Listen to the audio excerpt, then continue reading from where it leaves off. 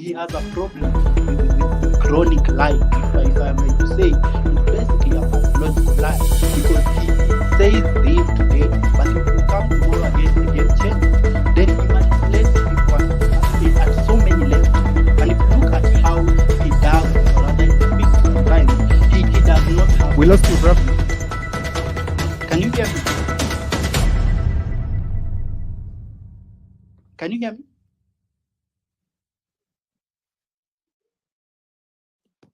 Yeah, go on. Yes, okay. What I'm saying is, if you look at how when he speaks, he depicts a lot of these characters. For example, if you look at lying, the president will say A today, then tomorrow the story changes. Then if you move to the way when it comes to exploiting, there's a lot of exploitation of Kenyans that happens in this regime, if I might say so. And if you look at how people get manipulated, you get manipulated at different levels. There is the issue of gaslighting that he does a lot. So when you come and people tell you that you cannot be clever than an entire nation, I keep saying that you can't be clever than an entire nation. An entire nation cannot come outside to tell you the finance bill is wrong, it's not what you want. Then you still come outside and tell us that it's out of propaganda that we declined or rejected this bill. Then you start saying we are wrong. An entire nation cannot be wrong. You need to understand that. Yeah. Hold it there. So that there. Is what I can say. Yeah, thank you. Just hold it there. Senator Onyonga, welcome. Can you hear me? Good evening. How is everybody? Good evening, Senator. How are you? I am well. I'm actually holding on. Why are you politicians playing picky ponky with us? It's a very difficult question, but I'll try and just simplify. Say something. Just say something in 15 seconds. Why are you politicians playing picky ponky with Kenyans? It's because they know that the voters are always vulnerable. They know that if they had resources and they were able to buy the voter, then that gives them legitimacy. Then after that, you come to the National Assembly and the Senate and all the houses that are the parliament. And essentially, the system, as I've been saying, ends up being catch-22, where people have to steal money from the public to use it to make sure they bribe the public, for the public then to vote for them to own the legitimacy. And the only thing they believe that gives them the standard or makes them great and make Kenyans fear and respect them is how much money they have, how many cars they drive, how much land they have, irrespective of what the promises were during the elections about trying to alleviate poverty, change the status of Kenya, make sure that young people and old people are taken care of, the basics that any country needs to give. So that's why you hear me constantly saying the country is broken. And right now, what we need is to begin to figure out how do we fix this broken country. Hold up there. Polo, why is the president playing picky ponky with us? The president is mad. The president has been laughing and maliza. It has poisoned him to become a very, very greedy, ruthless bastard.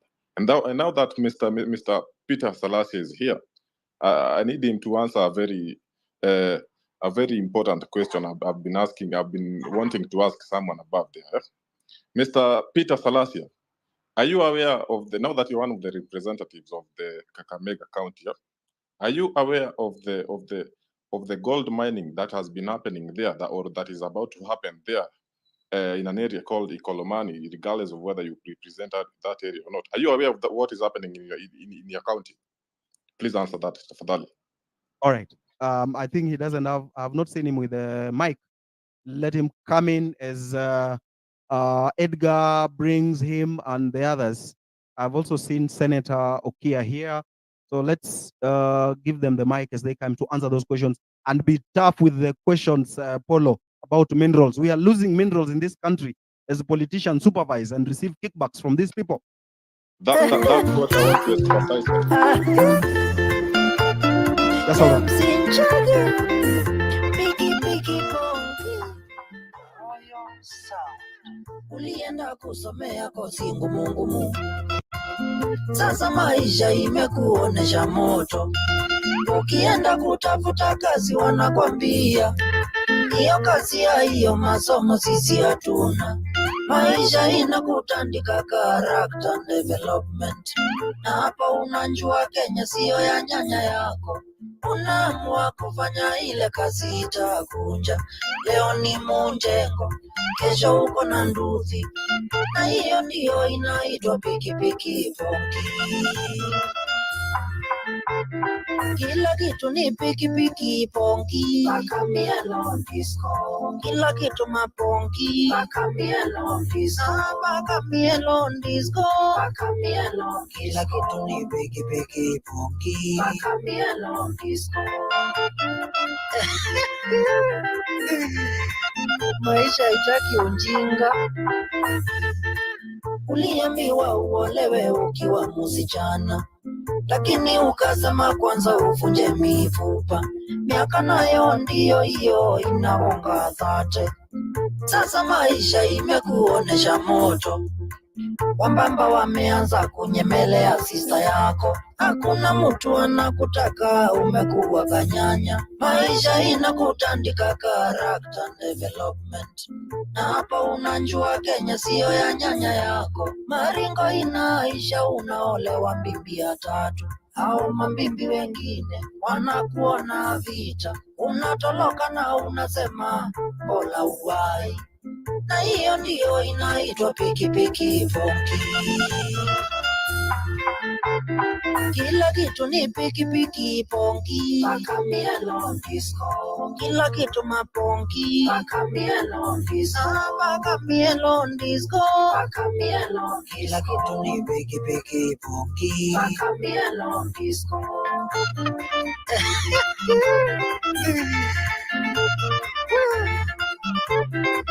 Nakwambia ni kumoto. Ni kundia lala. Fanya ile kitu unaweza sahi, otherwise katanuka. Na kakinuka tunafunika mapua.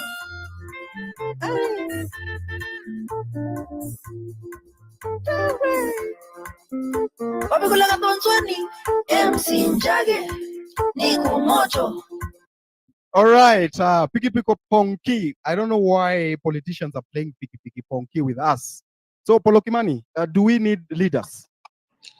No, fuck leaders. What we need is representatives, not leaders. Leaders, Yes. we have seen what they can do. Leaders are fucking us. What we need is people who are there to represent our needs and listen to what we tell them so that they can forward it. If you are you asking about us as the Gen Z community? Yes, you've seen the media pushing some narrative that one, Gen Zs need leaders. Number two, the people who are dying on the streets, they are dying, they are not being killed. I really want you to raise those two issues. Does the Gen Z need leaders? Does the Gen Z need politicians? Question number one, we do not need leaders. What we need is what the other day I said. They are telling us that us having leaders is like a clickbait they are throwing at us so that we can have some kind of confusion, so that we find ourselves electing leaders who will then, because we all know leaders, to Kichagua leaders, they will compromise them. We do not need leaders. What we need is I'd call it a spokesperson, like the one I've seen Kazmuel is doing a very good job. And why do we need leaders? Leaders to do what? To fuck us and get. Usinyonge mtoto. Oh, just a minute. Usimnyonge. Huyo ni Gen Alpha. We need them.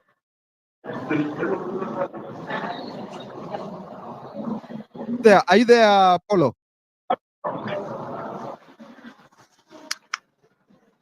Hello? Kimani? Yes, I'm back. Hey, yes. As I was saying, we should not. The only reason we have come this far is because we do not have leaders. We do not need leaders. We only need people who will be representing will be representing us on the when it comes to a time that we need to forward our needs. Leaders can go to hell. Politicians can also go to hell. And as we are proceeding with this space, I'm about to ask very intriguing questions to some of the leaders I'm seeing here, and I hope they are politicians. They are politicians. They are politicians. Yes, politicians. Salasia, please mute your mic. Salasia, mute your mic, Okay. please. Yes, and what was your other question, Mr. Eric? Yeah, I was asking you about the issue of leaders and the media. Why do you think the media is pushing all these ridiculous narrative? I saw the first one is putting the movement on a bait that they pick leaders, and then the other one is the kind of language they are using, anti-government protesters. People, Kenyans have died. They're not saying Kenyans have been killed. Yeah, you understand? I've seen that, yeah.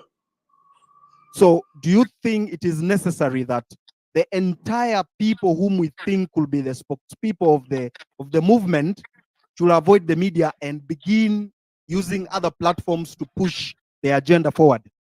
The media has been compromised. And the other day I received some info that there was a meeting in State House by all these media, big people in the heads of these media houses. They are trying to dilute this movement as they want to water it down as hard as they can. And the media cannot be trusted. In fact, I was talking to one of my IT guys, and he tells me, "Unajua Kimani, what if we had like an app or a website where we support it, we build it as the people of Kenya, and then all of the things that are transpiring that we want to be aired out, unfiltered, can be being zitakuwa forwarded up, and the Kenyans can see what is really happening." So the media cannot be trusted. The media is compromised. You saw what this madam called, was it Olivia Barrow? No, Olivia something. You see what she did? She was doing to Casmuel yesterday. Lucky enough, our guy, he went to Alliance. So the media, fuck the media. They cannot be trusted. Not at all. We cannot trust them with anything, even with the. Unajua si hata. I don't think they are aware they are playing with our lives. Huh? A person like me, I'm putting my life on the line. I know the consequences of what I'm dealing with right now is, ni 6 feet under too. I know that, but I'm willing to take that risk because, there comes a time when a person, there was that story of one day the mice were having a conversation. They say the cat has hii paka imekuja sana, so we need a person who is going to put the bell on the cat's neck so that when the cat is coming, we can hear it coming. We can hear it coming. So there was that conversation of who is going to do that, who is going to do that. So I'm that person going to put the bell on the cat's neck. Hopefully, we will still prevail. So for the media, fuck the media. Good. Hold it there. Hizo swali zako za minerals. Oh, okay. Hizo swali zako za minerals zishikilie hapo.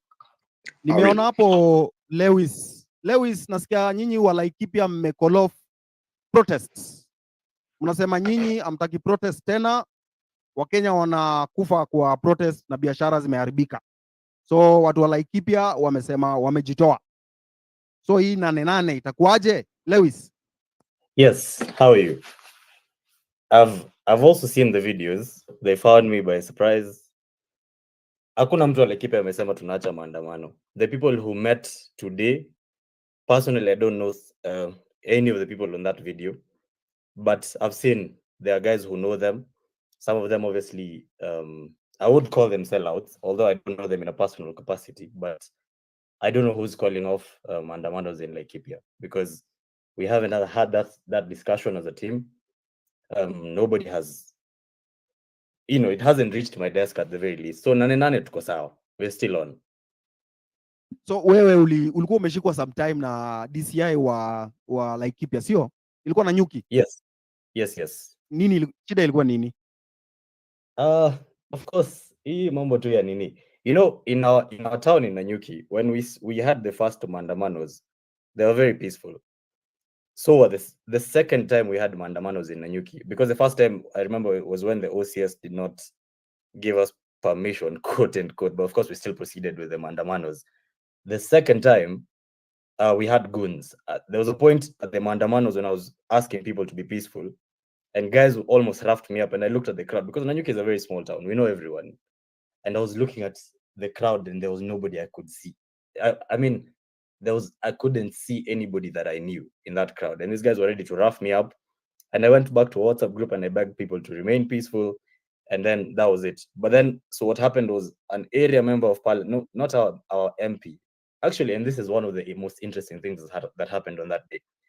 When people were looting, you would expect that guys would be looting, the CDF office, the MP's home, and I'm not saying they should, but logically speaking, if there was somebody you were angry at on that day, people skipped the MP's personal home, they skipped the CDF office, they went to the county assembly, which has absolutely nothing to do with the finance bill, and then they went and burnt down a supermarket owned by the member of parliament for Kieni. So I think that is exactly now why they were looking for me. But because they were not looking for me to arrest me, because I called the OCS and asked him, hey, I'm hearing that the guys were looking for me. Is it true? And the OCS went to the DCI, he asked them, came back, they said, we have no idea. So even when they were looking for me, I'm not sure if they had any good. And I remember we had a chat at that time, Eric, and you're asking what was going on. So they were looking for me. I asked you. Yes, and a few guys, but of course, they were unable to find us. Then I submitted myself to the DCI offices in Nanyuki, and they detained me. And there was also a scuffle with my advocates because they insisted to understand why you holding him, but they couldn't tell us. So that happened, and then there's a case in court. They have my devices as we speak, and I have another mention on 5th of August, which has been a crazy period. But anyway, we keep going. Great. Can you unatuambia history ya minerals? Unajua huko Laikipia huko Nanyuki kuna minerals mingi sana. Hebu tuambie hiyo story. Wewe ume witness ama wewe unaonaje? Do you think Kenya is a very rich country with a lot of minerals, but you are not being told the truth? I will give us a short story. There was a time, I think it was 2 years ago, I was part of there was a meeting between the British Council, the consulates, and obviously the British citizens who live in Nanyuki. And I was sent there, obviously, as a representative of the young people to go and listen in on the conversation. It was such an impromptu invitation. So I showed up. I had no idea what this conversation was about. And one of the things that truly, truly irked me was that when I went to this meeting, I could hear, before I even get to the point of minerals, just to understand the idea or the thought process with which our land is held in Nanyuki. And obviously, I'm not asking anybody to go into Union's ranch. I remember one of the points that was raised as a key pain point by the British citizens was that they were bemoaning the encroachment of private ranches by the pastoralist communities, which was one hell of a statement, to be fair, because what do you mean the pastoralist communities are encroaching on private ranches? This is their land. So when it comes to talk about the issue of conservancies, I will be very honest, I don't know about that. I'm actually also reading through the information that I'm receiving online, and I'm truly, truly surprised as well. The other day I was seeing stories to do with Magadi, and I'm seeing stories to do with National Rangelands Trust. Last week we had a conversation at some place called Your Local, fantastic organization. We were having a conversation about quote unquote climate change and all those things, and the conversation on the carbon credits came up quite a number of times, but nobody was really able to understand, because I remember one of the things that they were talking about is that we need to restore our world, and these buzzwords that they use. And I asked the question, restore the earth to its natural state, and I was asking, because the earth is about 4 billion years old. It's had ice ages, it's had all these states that have all been natural and are never man-made. Humanity has existed for about 4 minutes in the timeline of the existence of the world. So at what point within the last 4 billion years do we consider the earth is natural, is its natural state? And why then do we think that humanity as an existence is not nature's way of even expressing its own evil side. So the idea that humanity is separate from the world in itself and that we're external observers of the world that we live in is one really, really interesting concept that I struggle to understand, even as we discuss issues to do with conservation, we discuss issues to do with minerals. So on minerals, I must admit, I don't know enough to respond to that question, but on the mindset that underscores or the underlying mindset around land ownership and conservancies and all those things, it's quite it's a madness in Laikipia, I would say. All right, thank you very much, Lewis, for that. We're hoping to see Nanyuki on Nane. Sinio, ukweli? You will, sure, absolutely. All right. Okia, Senator, karibu sana. You have the mic.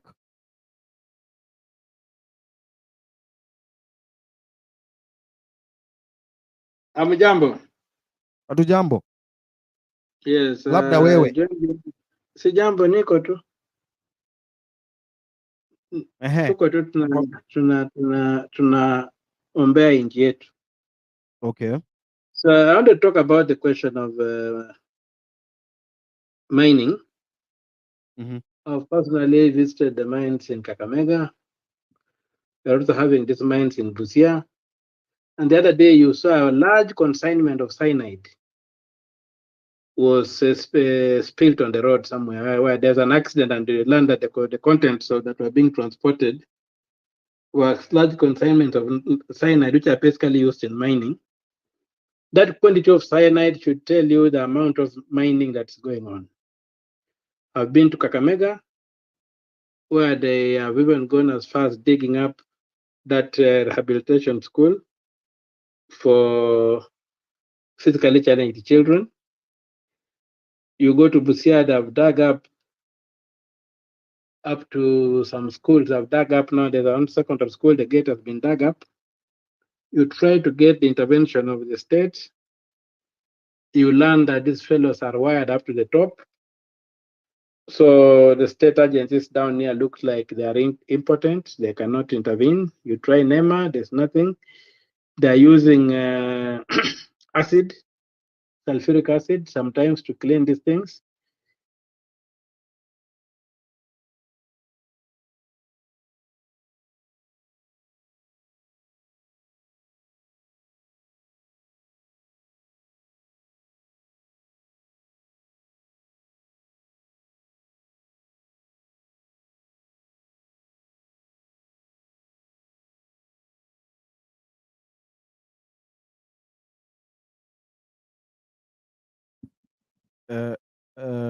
Edgar, did we lose him? I also can't I can hear you. Yeah, we lost you. Yeah, we lost you for a minute. Can you hear me now? Yes. I don't know, you lost me. Anyway, hope nobody's interfering. But anyway, the issue with mining is I'm preparing a petition to the Senate. I don't know how far it will go, but the issue with mining needs immediate administrative action. First of all, large quantities of these minerals are being taken out.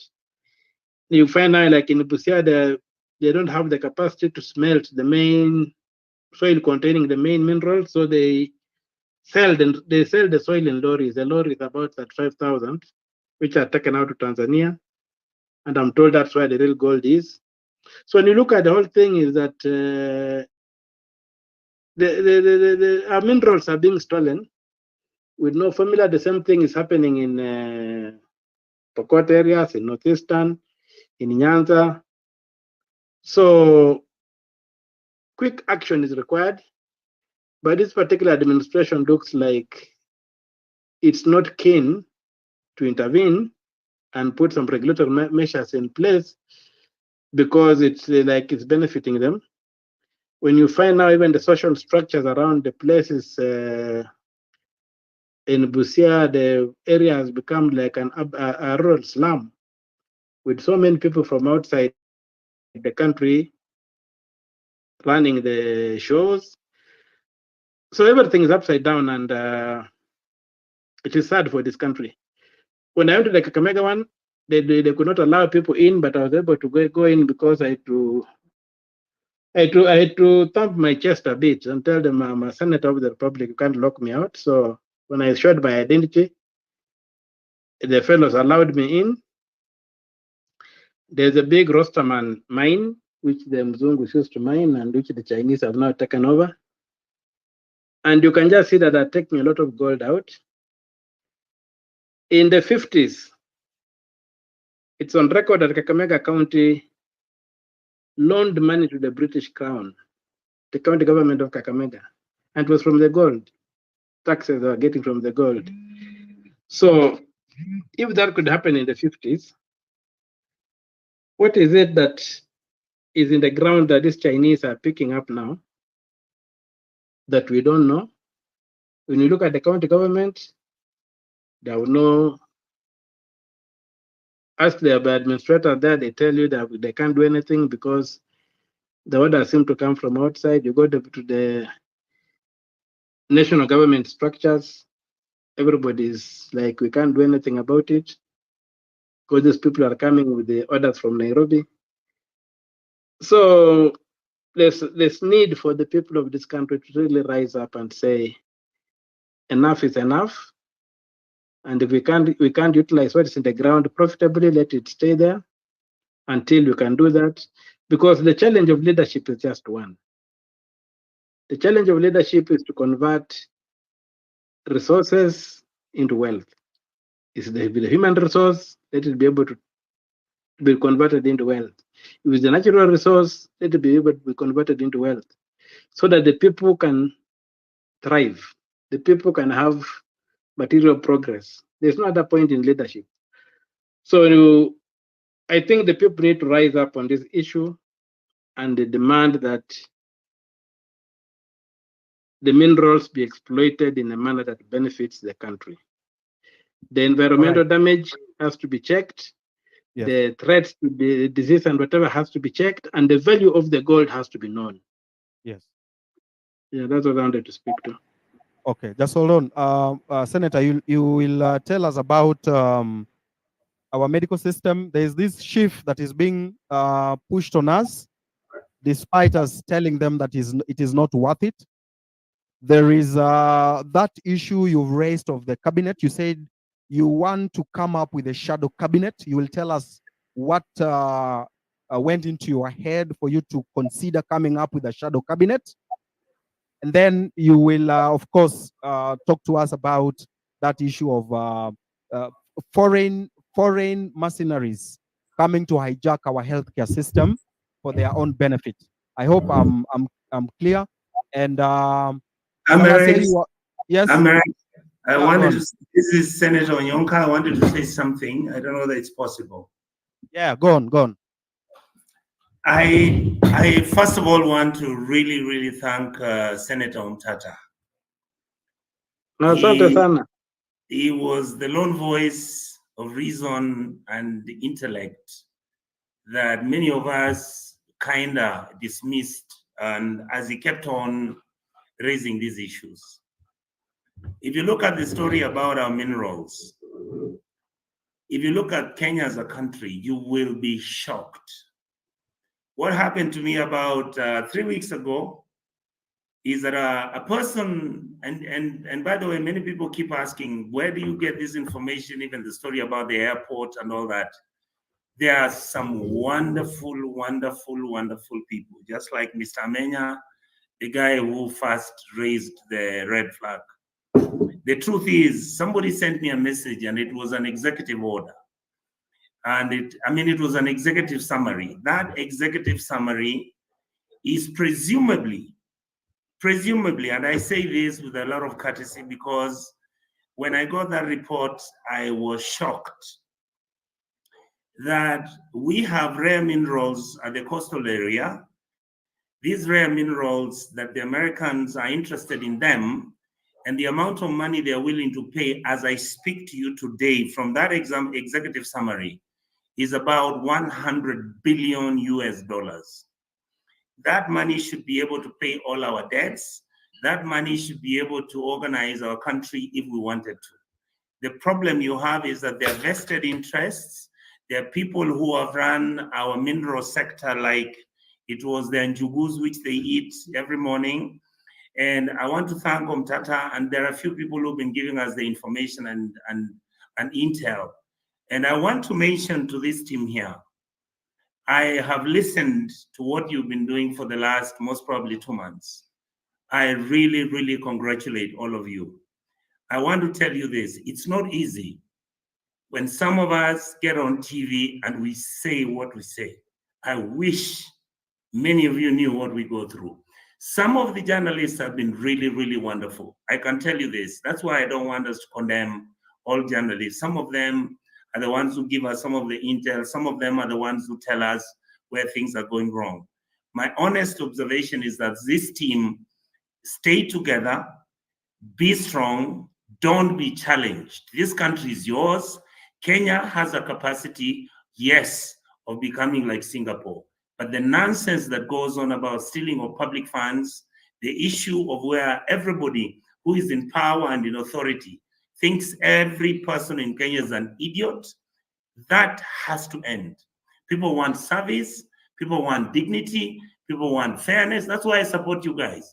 I support you people 1000%. I will not change my thinking and my beliefs. The other thing I wanted to suggest to this team is this. You've lost your troops. Please, every time you have this show, dedicate 1 hour for those young men and women who have fallen. We may not be able to pay for their lives, but those are people who believed in the real ideals of what a good country is, where there's democracy, where we fight about bigger things, the small things that are available, clean water, good roads, where everybody values their responsibility in this republic. Right now, our country is broken down. I want to say that Umtata, Senator Olekina, my brother Sifuna, Cherargei, I will tell you, there are people in UDA. What you people may not realize, some of the people in UDA are the ones who've been telling us, please shout. Shout, because everything is being broken down so that people can steal your resources. Why can they shout themselves? They are uncomfortable. It's not easy to do what you people are doing and what I'm doing. It's not easy what Salasia has been saying. It's not easy. Gentlemen and ladies. But Mheshimiwa, if it is not easy, why not leave? Why not say this is too much? Enough is enough. I am out. Why can't you say that? The reality is that I will talk for myself. That is why I decided to take the option of talking about these things. The others can decide what to do with their political lives. I was brought up by a father who told me, sometimes you speak the truth. Sometimes you must be able to carry the most vulnerable. Don't you ever think that for me being a minister at the age of 27, when I had come back with a PhD and I lived in Lavington, and you think that is the ideal. The ideal is when you go down to the grassroots and look at the people who enabled me to go to school to get this PhD so that these people can be picked up to be like me and you. That is where I am. That's the war. That's the fight. Okay. We hear you. We nani unasikizana na hiyo story kweli? Polo. Hiyo story inakufurahisha kweli? Nasikia kani excuse. I'm not really buying it, but okay, he has said it. That's what he has said. I'll try to accommodate that. Okay, asante. Kuna hapa mtu anaitwa. I want to Please, say, yes. Americ, can I say one last thing? Please Not say, one last thing, but I'll be listening and I'll be until we finish the show. I want to say that the reality of any movement, the reality of any liberation struggle. I hope many of your members will read a book by a guy called Walter Rodney. There was a book done by Shamara Machel before he died. In the movement, you are going to be disappointed and you're going to feel betrayed. The reality is those who remain strong and keep believing in what they are fighting for are the ones who history will recognize. Many of us will not be recognized by history. We may be rich, we may have everything, we may have good homes, but if we are able to let our children starve, have our women who are giving birth die as if there's nothing that matters, get our children to go to school, parents selling their land and raising money through Harambe, which then becomes a corrupt mechanism. And these children, once they're finishing from school, you then get out here and find there's nothing. States are not run like that. A state must be able to carry its people, all sectors, make sure that we are able to think through what are we going to do to take care of the Gen Z. Don't tell me that you want young men to go to Germany and Britain, and that is the only excuse you've got, and those are the jobs you're creating. I lived in America. Lakini we mheshimiwa, just hold on mheshimiwa. Yes. Unajua we unaongea poa, unaongea vizuri, nini, lakini nyinyi mkiingia huko kwa parliament, amuongei hizi vitu. Kwa mfano, right now counties are very corrupt. Yes. Kuna county nyingine huko Western inaitwa Bungoma. Ilinunua flowers za 149 million. Mimi sijasikia senator yote akiongelea. Huko Nakuru nasikia kuna wizi. In fact, if you are from Nakuru, I'm told in the next 5 years mtashindwa pahali pa kuishi. Mbona nyinyi senators amuongelea hii story? Mnakuja kuongelea kwa space, unaongea vizuri, lakini mkiingia kwa bunge amuongei. You are not talking when you are in the chambers. Can I respond? Yeah, go on. Please go and listen to my clip when I was talking about what happened in Bungoma. It's on classical radio. I talked about it. I'm the one who raised the issue. I'm the one who raised the issue of the airport. I am the one who has been raising alone, singularly, and my brother Sifuna, Umtata, and the other teams who realized we're going the wrong way. Go and look at the clips I have spoken in the last 5 years. I started talking about corruption. I have talked about CDF, how it has done some good work, but most of the time it is abused and misused. I'm the one who has talked about why are we giving 70 billion to the government parachniks, where they share the money and pretend like they are giving this money to poor people. You go. I have been talking about these issues, and I don't give myself credit. It is simply because I am simply telling it the way it is. And I've said, I know the risks, I know the challenges. By the way, I don't have to run for any political office after this. I am where I never thought I would be. And that is, I'll continue saying the truth. I'll have people who are going to be insulting, those who will doubt whether I believe in it. I'll tell you this, nobody believed in Martin Luther King talking about the emancipation of the Black community in America until he made his speech in Washington, D.C.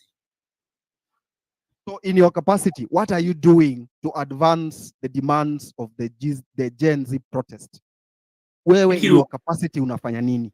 Thank you. My job is as a senator. I cannot carry a gun and go and kill anybody who has stolen public money.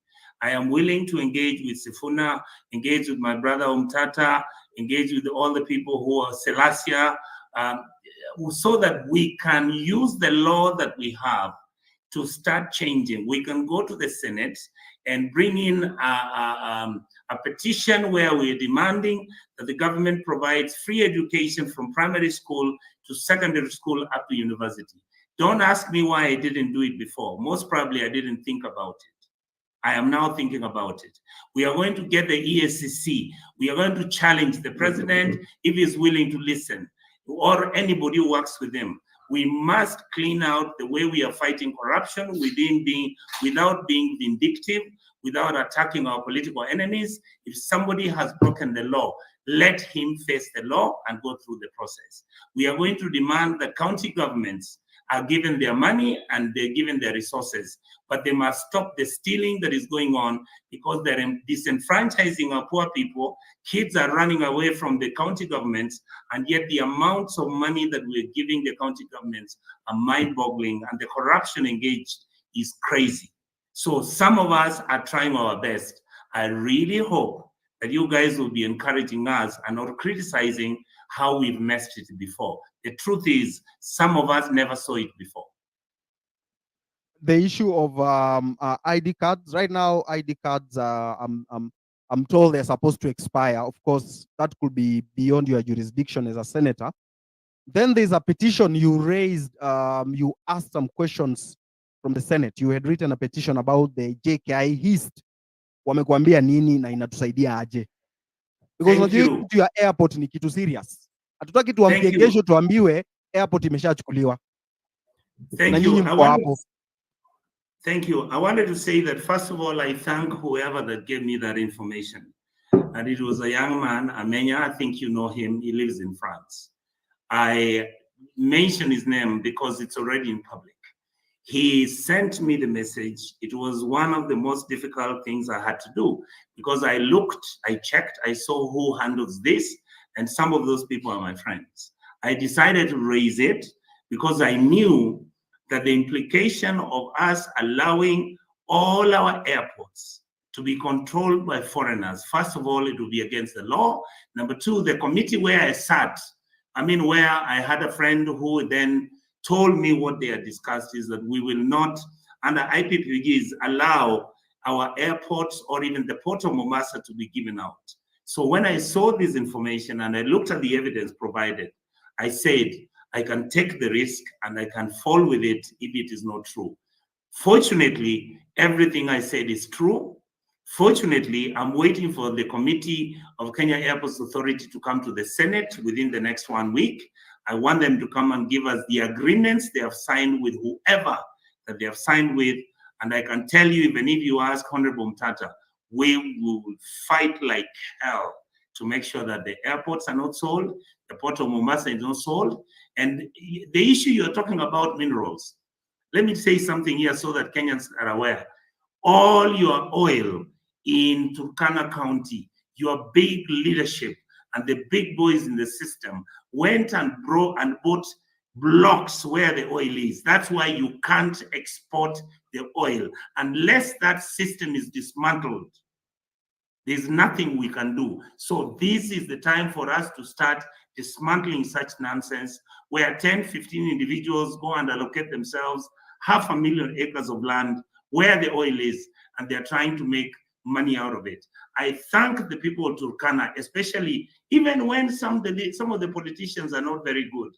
Some of the Turkana leadership is the one which said, you cannot mine our oil, and yet you don't give us what the Constitution talks about. These are the issues that are outstanding in our country, and I want you guys to be the last line of defense.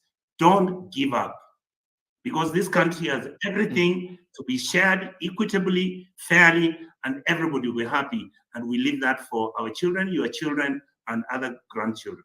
Wakenya, wananchi, this is your space. Ask for that mic.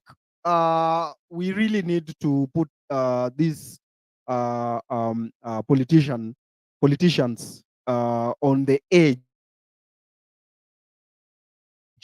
This is our space. Ebu itisheni mic, muulize maswali.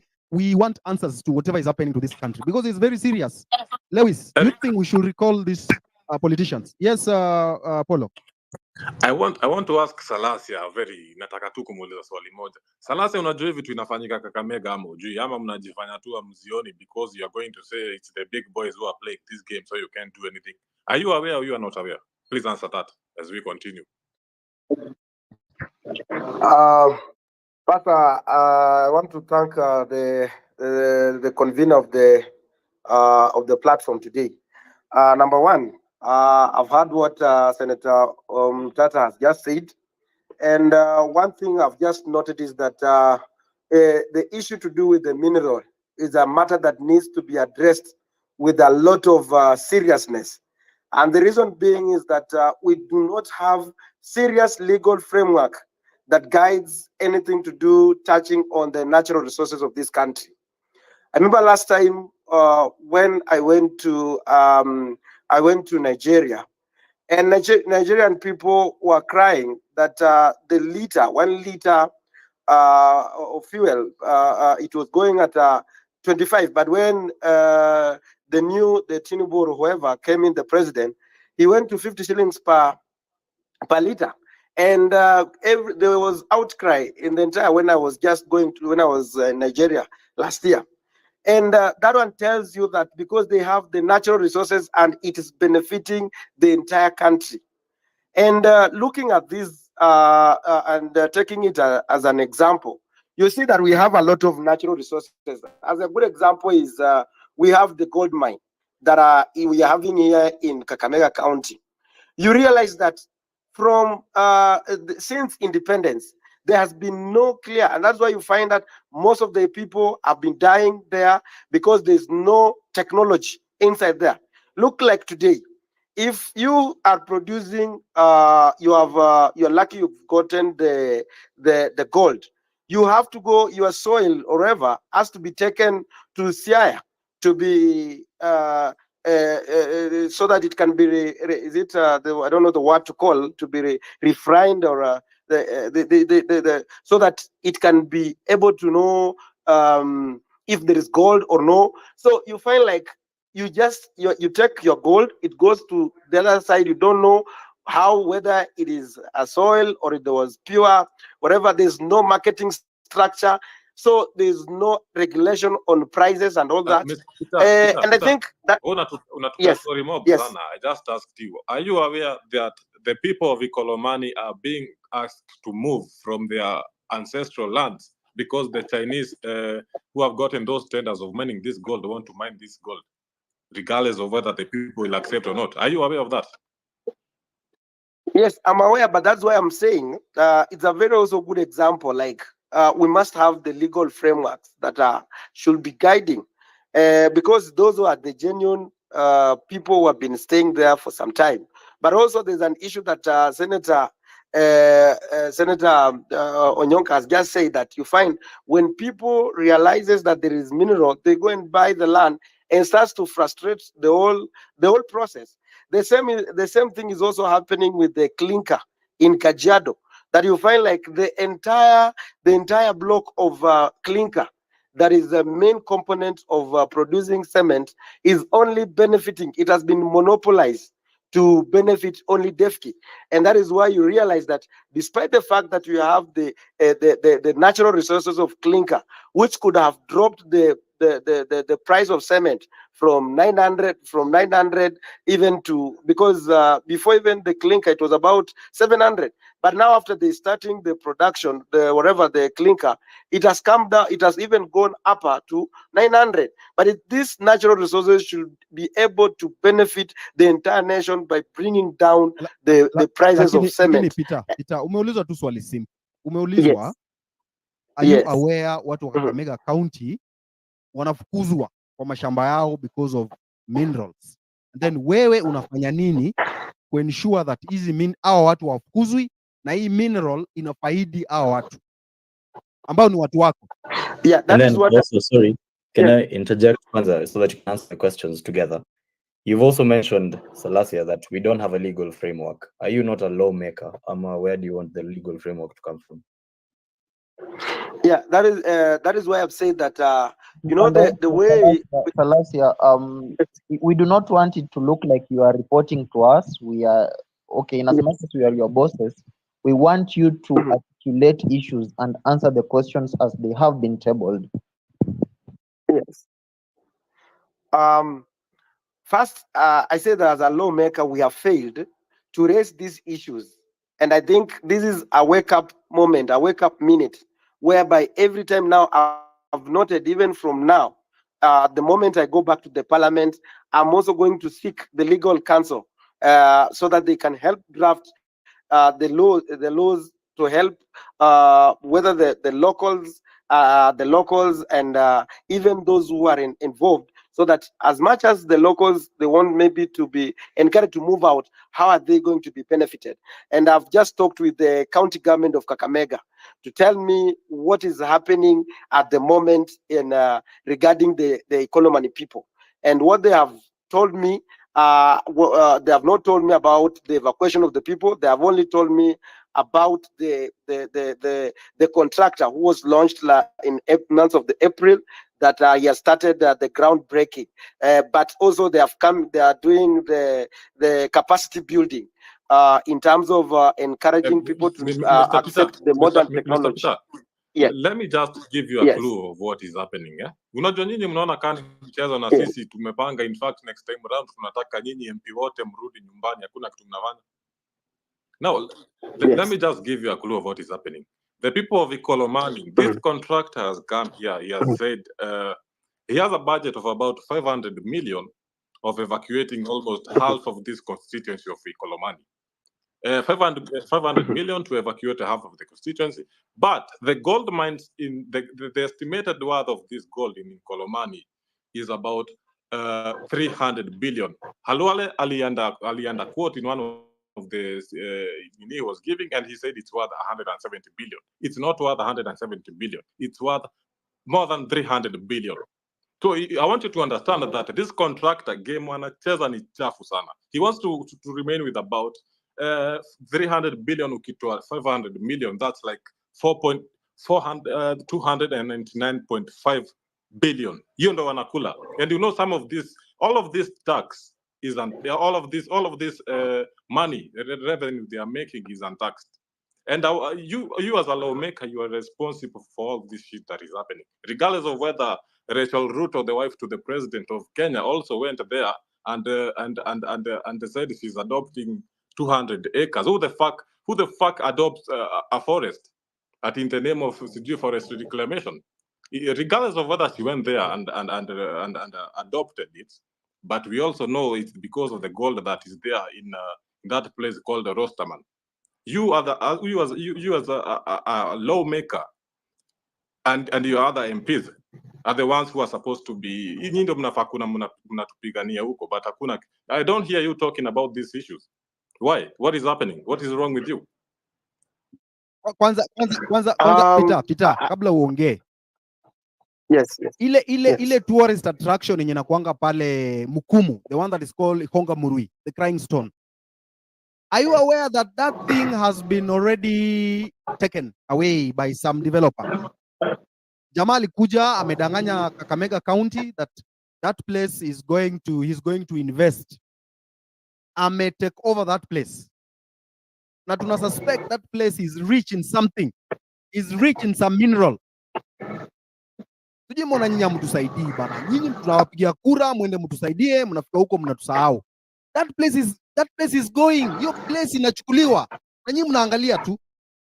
Hebu jibu hiyo swali Polo amekuuliza. I think one thing that we have failed is that there's some of the civil societies, and you think you remember that most of the civil societies have died in this country. And there are some of the things that they are the watchdog to raise some of the issues, because if I couldn't have come on this X, I could not have noted what is happening like in this Kakamega County. And I think from now, it is my duty now to go and write a question raising, asking the PS or the minister of the mining and to come and explain give us the report on what exactly is happening. But a good idea to solve the matter that is there should be that framework that tells you that if this investor is coming, if he's not going to give the money like what is needed there, if they can enter into partnership, Eric, and maybe once we get into a partnership, we agree that this is the sharing formula of whatever we are going to get in from there, so that at the end of the day we can come to a conclusion. And I think the X space is raising. It is now coming to be a platform that is waking up. And we know that members of parliament, we are in different committees. So sometimes, like for me, I'm in the Committee of Agriculture. So I'm more conversed with the issues to do with the agriculture. Now you find like maybe if I'm not in the mining committee, I might not be able to know what exactly is happening and all. But still, we have a leeway whereby I can also go and write and seek a statement from the House and call upon the CS to come and explain to us on what is exactly happening. But because I'm still also in Western as we speak, I will also go and check and find out what is happening, and even also the Ministry of Environment of Kakamega County, whether they know what is happening and what is their way forward. You've mentioned something about Honorable sitting Peter. in the agriculture committee. This livestock bill 2024, the one that has been tabled by Kimani Ichung'wah. Eric, Yes. Perhaps before you switch off to the livestock bill, allow me to weigh in on the mining issues. This is Degwa. Yeah, go on. And bring Mheshimiwa up to speed and tell him that what is lacking is not the framework. I don't know whether he's aware that in 2016 we enacted the Mining Act, which gave the frameworks on how mining and minerals will be exploited. And the beginning of that act, or the basis of that act, is that all minerals are held by the national government in trust for the people of the Republic of Kenya. There is no minister, there is no government that owns those minerals. They hold them in trust for the government of the Republic of Kenya. If you are to go in Laikipia, and I had a gentleman submitting those in that regard, all minerals, whether they are on private land that is freehold or they are on leasehold, the constitution speaks or states that they belong to the people of Kenya, and the government is the one that holds them in trust. If you look at the Mining Act, it has created the avenues where local communities can benefit. And it provides that 20% of equity deliverables from those minerals are to be left in for the benefit of those particular local communities. I was involved in the Mui Coal Basin, where the government of Kenya was doing a concession with some investors in South Africa.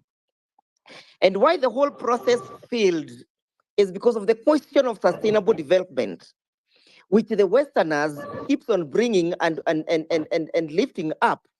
And that is the question of globalization and how globalization is affecting our development, sustainable development, and the ability to determine our own course.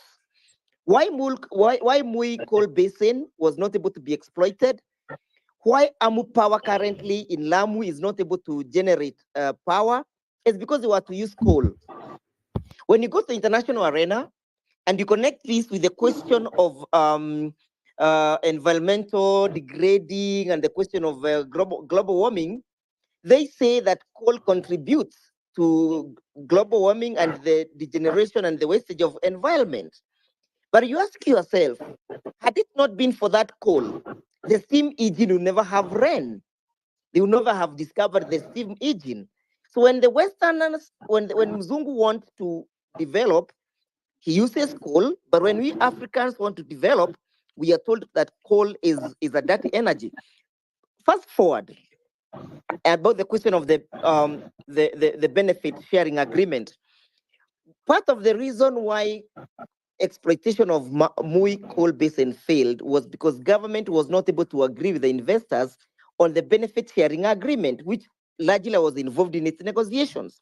So when Mheshimiwa says he does not understand, when people are being exploited on day-to-day basis, when the law is providing on the basis of how to go about this issue, it tells me that we are being represented by inept people.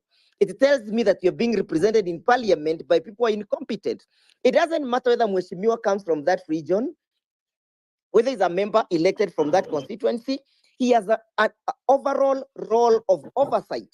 I want him to go and read a report by KPMG analysis. It was done again in 2016, and see how the KPMG have analyzed the Mining Act and the faults and the amendments that needs to be brought forth from the KPMG report. So that at the end of the day, he speaks from a point of information. If he shares his number, I'll share this KPMG report, and I'll also share it with you, Eric, so that individuals can see the potentiality that is there in our minerals and the concealment that government has done. And that's why we are saying bad governance has brought concealment of very material facts that Kenyans ought to know about. Thank you, Eric. Those are my submissions and observations in respect to the mining. The KPMG report is quite crucial when you want to understand the question of the mining. Thank you. Okay. Of course, there's that petition you've put in place to impeach the presidency. You will share it with us shortly. I'm back to you, Polo. Do you think the questions you've been asked have been answered? No, not quite clearly as I had expected them. They were not as clear as I wanted them to be. But nitasamehea Salasia kidogo because I understand he's Peter Salasia. Now, I want to ask Mr. Okiya Omtata a very crucial question. Mr. Okiya Omtata, I need you to tell us about what actually happened with the titanium mining and the niobium mining that is still hasn't been touched in Taita Taveta County, Pale Mrima Hills. I need you to tell us about that. And as I'm aware, Jacob Juma had actually done analysis. The media reported the niobium that was there was estimated worth yake ilikuwa around 100 billion. But in his notes and analysis, he has written 350 billion US dollars. Please expand on that. Please tell us what is going on. If you have any information that you'd like the public to know, that you'd like the 28,000 listeners here, you think they'd hear, they'd want to hear, please talk to us. Peter, you can mute your mic. Peter Salasia.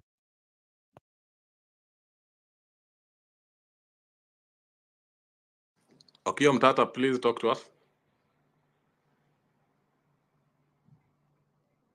Nikaa nimeuliza swali moto. I know I'm playing with hot soup, but it's okay. If you don't have the answer to that, we'll just find out on ourselves. I don't think you have any other choice. Is he there? Is Senator Okiya there? Okay. Yeah, I think the titanium that was discovered at the coast is a very sad story for this country. No serious country can export raw material. Titanium is one of the strongest metals in the world. So having exported the raw material in a raw material form was a very sad thing that this country did. The prudent thing would have been to leave it in the ground if those people who are there were not able to use it, so that the generation that could add value to it locally would have come up and utilized it. So I think it was a very, very sad thing, and it's not acceptable what happened to it, because just people made deals and exported the raw material, and titanium it has a lot of byproducts, and so we lost. We lost 100%. What do you mean lost? Please expand on that. What do you mean lost? Because the opportunities that were available, we could have developed a proper industry there and a proper, titanium is a very strong metal. So it was discovered in Kenya, and that would have been a chance for us to begin a serious industry, building a serial industrial base around it. They gave excuses that you don't have enough power to smelt, you don't have enough power to do whatever. But the whole thing comes down to what happens in this country. Even if you look at the tuna. Mr. Okiya Omtata, who is this you are referring to as they gave excuses? Is it the government? Who do you have names? Can you cite out names?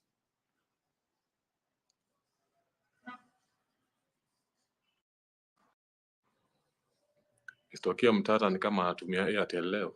What is going on? Eric?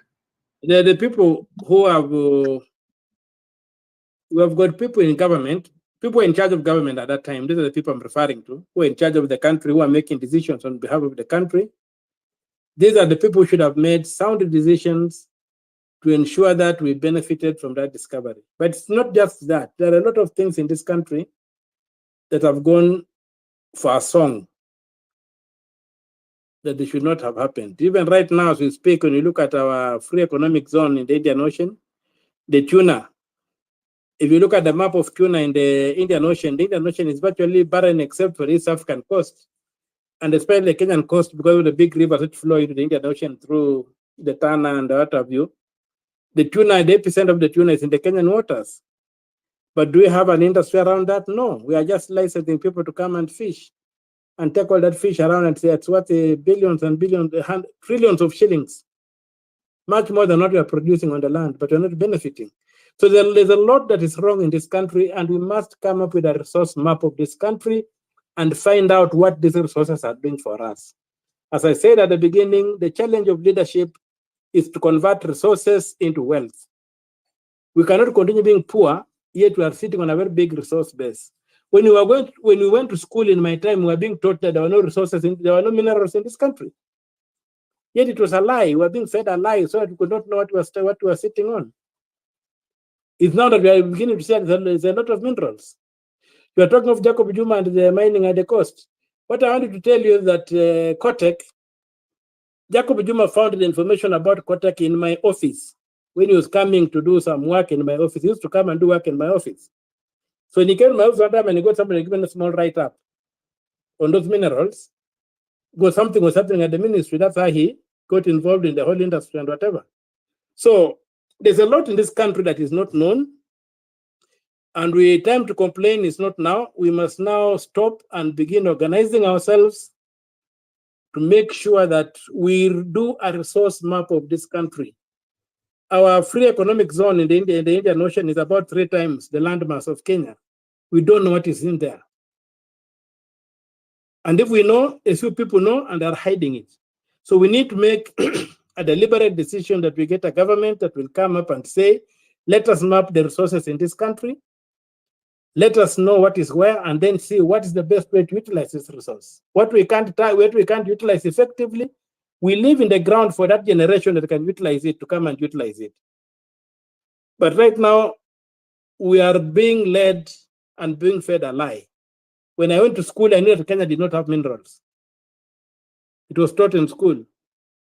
But we are learning that Kenya is overendowed with minerals of all nature.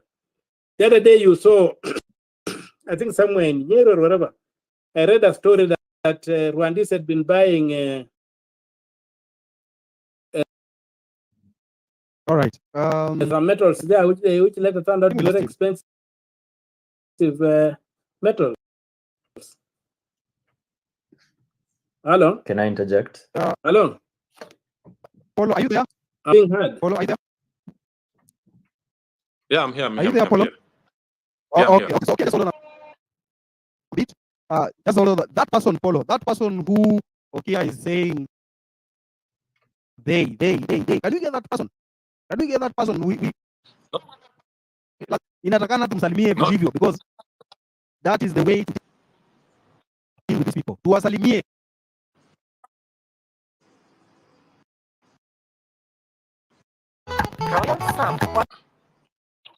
Wengine wanahitaji kusalimiwa.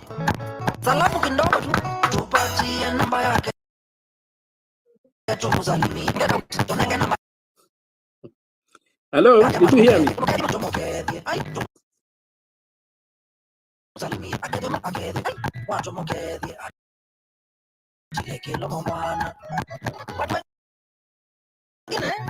Wanahitaji shikamoo. Wengine wanahitaji kusalimiwa. Tabia zingine zinataka salamu. Akiana akikushinda tutumie namba yake. Na wengine sio salamu ya mdomo peke yake.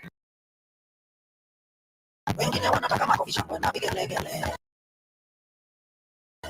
Ngoja nikwambie Maina, tupatie namba yake tumsalimie. Salamu tu tunenge namba yake mtuketi. Tumsalimie. Akede. Watu mketi achile kilo mwana. Mtu ametulia. Labda amesalimiwa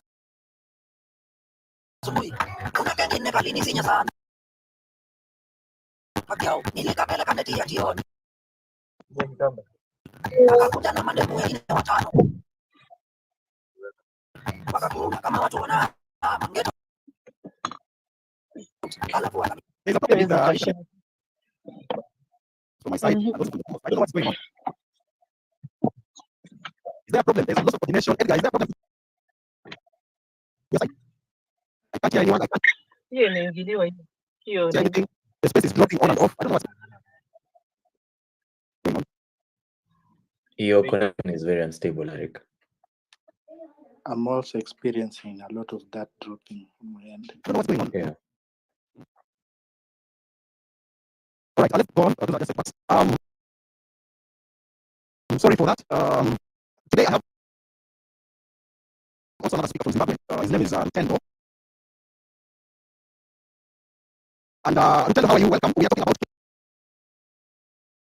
Kenya and its resources. I'm sure you've heard that the young generation of this country have gone to the streets to demand what belongs to them. Are you there, sir?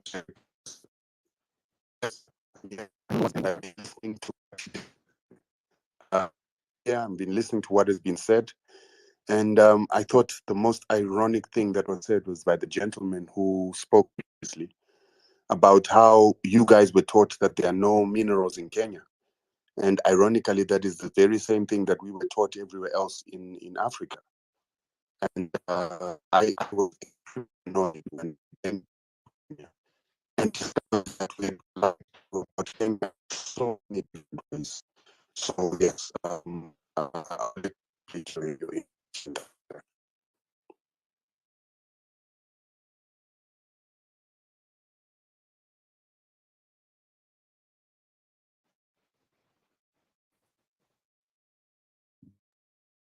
Edgar gone. I've lost my space. I can't say it.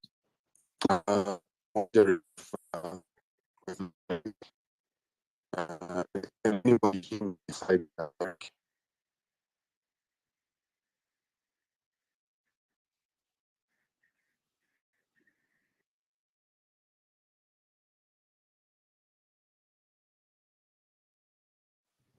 Not sure if I'm the only person who's lost the speakers. Kimani, can you hear anyone? Yeah, I'm here, but in network here. Yeah, Eric, this Rutendo guy, he's on was in a bluffer. Maybe you can leave and come back. Oh,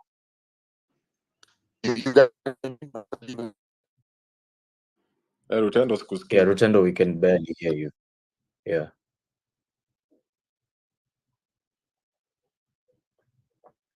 Can you hear me, Edgar? Cyprian? Yes, we can hear you. Yes, I can hear you. Okay. I think I exited and then I came back. So maybe we can give Rutendo 3 to 5 minutes to tell us his thoughts on seed sovereignty in Africa, what he has been doing, and why, as Kenyans, we need to be concerned about us losing our livestock, our food, and how politicians have sold us to the highest bidder. Rutendo. I think he has been having connectivity issues. He has dropped to refresh his internet so that he can rejoin again. Okay, we continue where we had left from before there was this disconnection and disorganization. I think Polo was talking to Okia about Kwale. That's where I was last. I don't know if that conversation ended. I don't know. Yes, I'm not sure if it did end, but let me just circle back on that. Now, what was happening? Mr. Okio Mtata was talking about titanium, while I was talking about niobium. They're two very different minerals and very prices zao zinavari. So the one I'm more interested in is the niobium. I want to understand why has it not been extracted or mined? Nini tumekosa? Nataka kuniambia a country like Kenya, which is probably, countries like Uganda and Tanzania look up to us. We cannot be able to finance our own industries and utilize these minerals that we have. Imagine unajua 300 billion USD, hiyo ni pesa ngapi bana? Hiyo ni matrilioni bana. That is just one mineral, niobium. And then we go to places like Kitui.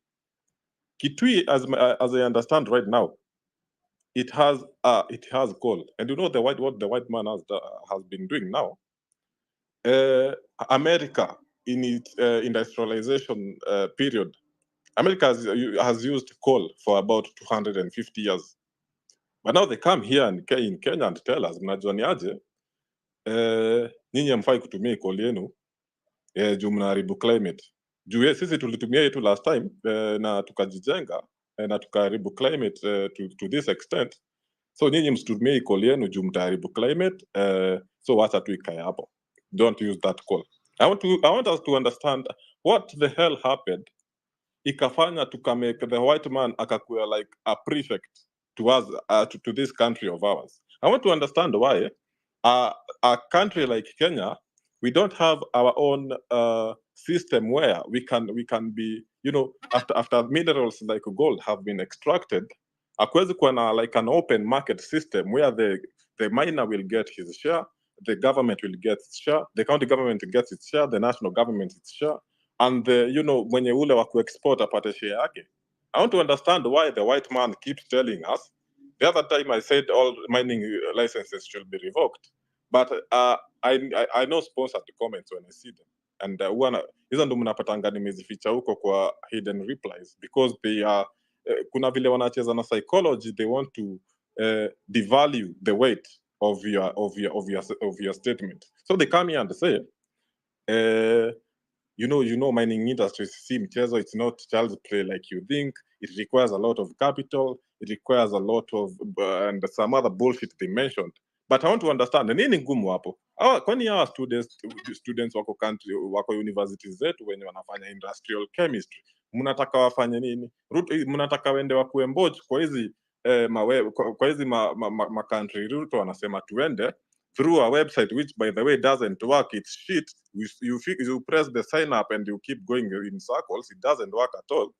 I want us to understand. I really want to understand. Nini mbaya? Why can't we do these things for ourselves? Why do we need the white man? Why do we allow what has happened? Why have we been in an invisible prison that we have been put by the British, by the white man, about conservancies and shit, whereas there's a lot more that has been going on for a very, very long time, and we never actually got to know what has been happening. Actually, let me just say this: courtesy of Ruto's recklessness and the kiherehere and Tamar, a lot has resurfaced, which I'm very, very napenda vile hii story inaenda, because I'm sure it's not just about the minerals. This is just a CIA guy called Ian Cox today said I'm telling half truths with Q and Amerix. So if this is the half truth, then what the hell? How ugly is the whole truth? Now, I don't even know what I was asking, but nasikia damu inachemka sana. Okay, wacha Okia kujibu. Can I, because my question will just walk into what okay, ni nani? Paulo Kimani was talking about. Ni nani? Oh, ni Lewis. Okay, Lewis. Sawa. So even as we have conversations here on this space, it's very interesting to me that when we ask our elected representatives questions, they respond in the language of activism. They say we should, for example, Salasia said we should have a legal framework. Will tell us that we lost an opportunity, but nothing happened from it. Can we have proactive feedback? You could come and tell us, this is what should happen. This is what I'm willing to do at my level, and this is what I'm willing to follow up on at this level, because all of us cannot be on this space raising issues. Because when we raise an issue and we say people are being oppressed because of ABC mining company, as an elected representative, part of your feedback should not be to come and tell us, I'm also aware that that is happening and this happened and it's so sad and we move on. Can you have a bit more proactive responses from our elected representatives? Because that will be a lot more useful. Otherwise, this is just a waste of time. Great. Senator Okia, maybe tell us about this issue of Kwale, the issues raised by Paulo Kimani.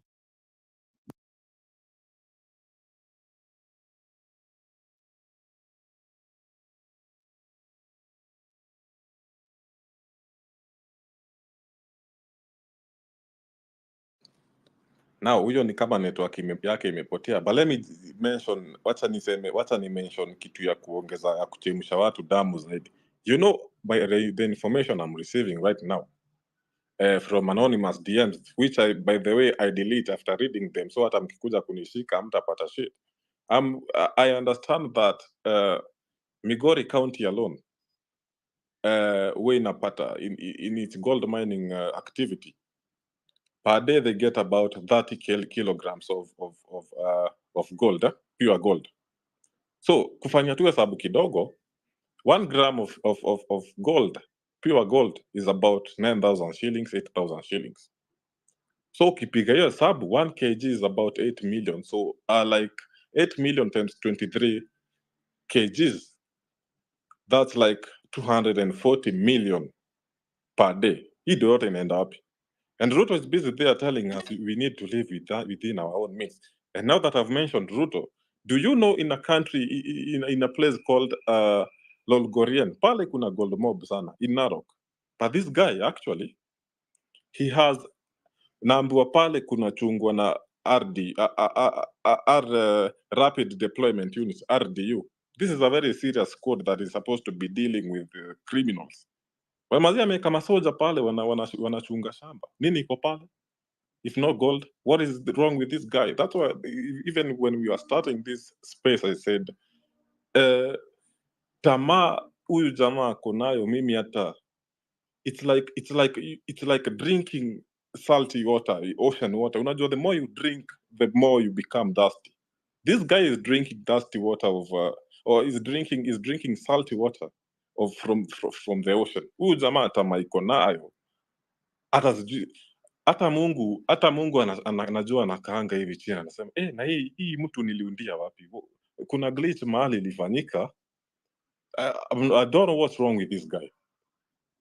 We are tulifanya makosa kubwa sana, and I regret it every night. Saa zingine hata naamka saa 8 usiku kuklik because of how angry I am, remembering that with all the shit we are going through, you know we are supposed to be like a small African Japan, but because of these guys we are living in abject poverty. Niko na hasira sana, wacha nikunywe maji ya kuchumvi kwanza, Mr. Eric.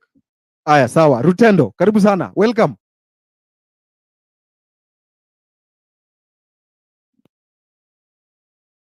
Yes, sir. Good evening to everybody. Can you hear me now? Yes, you are clear. Excellent, excellent. So I was just saying before I came in that it's ironic that you are talking about the fact that some of you guys in school were educated that Kenya did not have any minerals, because that is the very same education system we also received elsewhere in Zimbabwe and other African countries, was that Kenya was not rich in mineral resources. And then when I came on the ground, it was a totally different story. And the number of minerals that are being found, including oil, was very shocking. And so the question that we are always having to ask as Africa is, are we being taught the right information in our schools? However, I really don't want to dwell on that today. I wanted to dwell on the aspect that as Africans, we are talking about minerals consistently throughout the African continent. And we're always talking about how these minerals can develop Africa and take us to the point that we want to get to. But ironically, what is happening on the African continent is, while we talk about all these minerals, we forget the most important resource on the continent. And those are the resources of seeds, together with land and water resources. As most Africans are most interested, even in Zimbabwe, we're mostly interested in the gold. We're mostly interested in the platinum and so-called valuable resources, not realizing that the seed is actually the most valuable resource. And once you run out of that, then you are a doomed people. And so many people find it difficult to relate to what I'm talking about. So I always give the example of a documentary, which I will eventually plaster the link here, that talks about how it is that Europe, the most important vegetable in the world and the most bought vegetable in the world, is tomatoes. And right now in Europe, tomatoes are the most expensive seed sold in Europe, because of the fact that the companies that are in Europe, particularly a company called Lima Grain, that is the owner of Seedco, that is currently distributing a lot of seeds in Africa without a bad name like Monsanto, yet it is actually just as dangerous as Monsanto, is the leader of selling tomatoes in Europe. And the tomatoes in Europe are sold from 60,000 euros a kg, all the way up to 400,000 euros a kg. Lima Grain itself produces the very same seed in India for 200 euros a kg, and then they sell it for 60,000 to 400,000 a kg. Now, for those of you who will understand, 60,000 US dollars euros a kg is almost the same price as a kg of gold. And so the question is, if we are to allow these seed companies to continue destroying our seeds, destroying the ability of those seeds to reproduce, then what is it going to do to Africa when we reach the point that Europe has reached with tomatoes, that we now have to pay the price of a kg of gold for our mealie meal to create our ugali. Another thing that also bothered me a lot when I was in Kenya, another thing that affected me a lot when I was in Kenya is the fact that everywhere I went and looked for ugali made from millet, ugali made from teff, or anything else, I couldn't find it. The majority of the ugali that was being eaten, that is from Dandora, from city center, all the way out into the outskirts of Kenya, I was only finding white ugali. And white ugali is one of the regulated grains in Kenya, according to your Seed Production Act, that is limiting local farmers from sharing seeds and limiting local farmers from developing their own seeds. You are limited to only getting those seeds to be grown by companies that have been licensed by the government, because it is a strategic crop. Now I'm beginning to understand that even beyond strategic crops, the Kenyan government doesn't want farmers to share seeds. And if they do, they are criminalized, because they should buy all seeds from registered companies that produce what are called tried and tested varieties of seeds, or high quality seeds, which are generally hybrids. And now you've just had the signing over of GMOs into the country. And so this is an issue that I was wondering if Kenyans understand the crisis that they're in with the control of this resource, which could eventually affect their ability to control other resources, because the person that will be controlling your seed will then be able to use that seed to get control over other mineral resources, because you will not be able to grow your own food and become dependent on the seeds of other countries. And if you go to war with those countries, if you have a difference with those countries, if you have a trade issue with those countries, they could simply deny you their seeds until you give them land, until you give them mineral resources, or until you give them compliance. So let's give an example with what you guys have been doing now. You've been protesting. You're not happy with the president. You're not happy with some of the policies that you were supposed to acquiesce to in order to satisfy the IMF. So if the IMF is unhappy, it would ask all the companies that are giving you the seed that is being used to make that white ugali to stop giving you seeds, and immediately there's starvation. And when there's that starvation, they can then force you, the people of Kenya, to accept certain rules, to accept the payment of the IMF, or you simply don't get seeds, and then there'll be further starvation. They could do that with wheat. They could do that with any other staple of Kenya, because they control the seeds. Not only do they control the seeds, but when you have GMO seeds, what we have discovered here in Zimbabwe is we've been testing the food.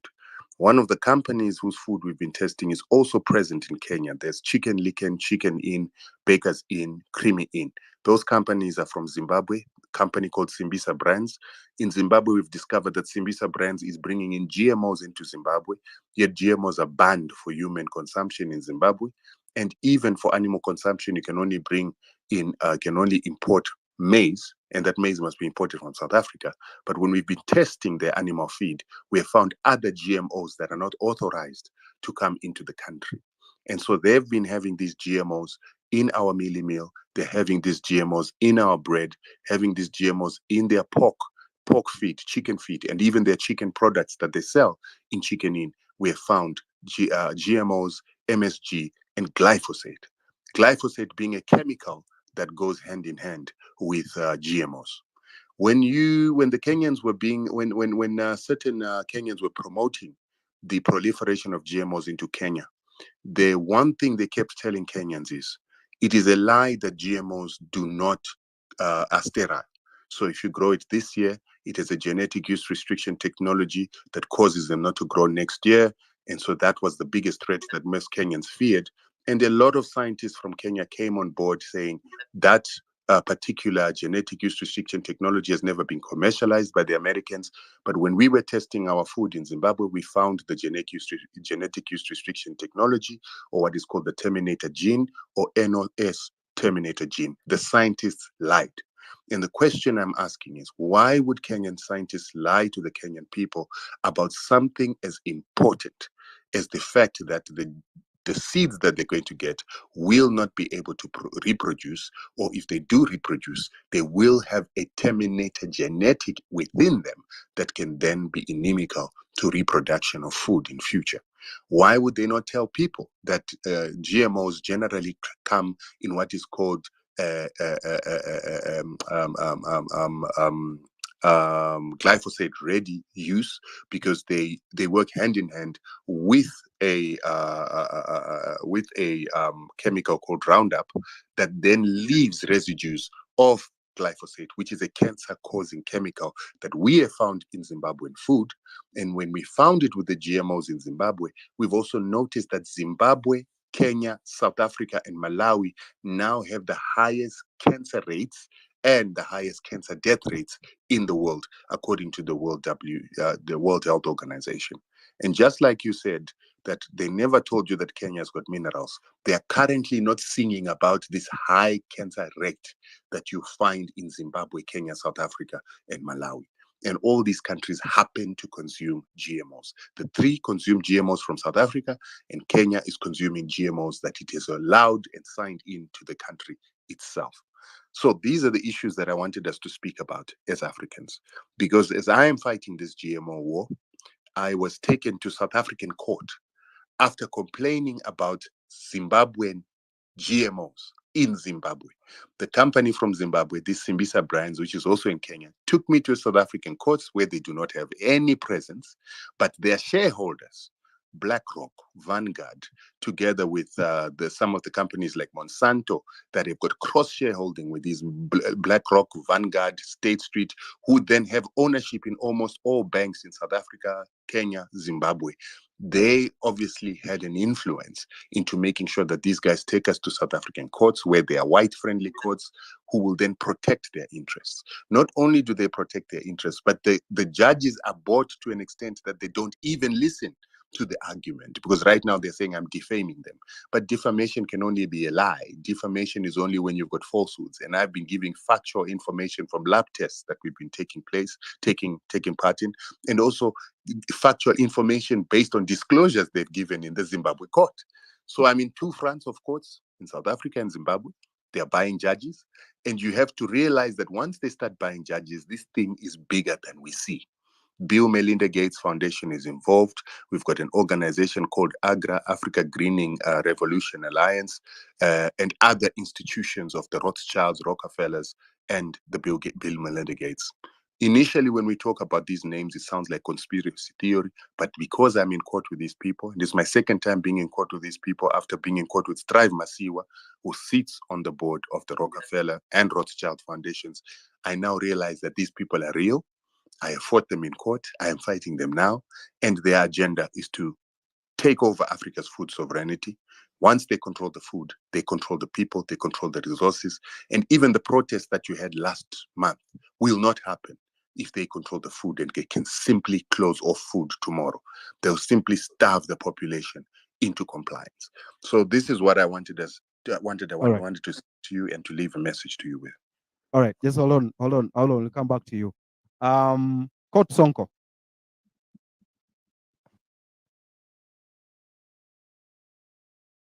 Coach Sonko.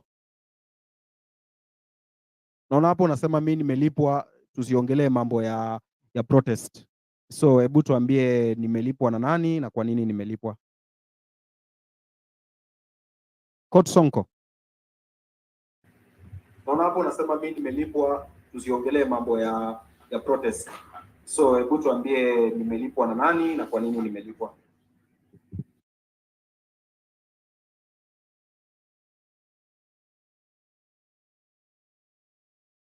Mkenya. Kenya Daima.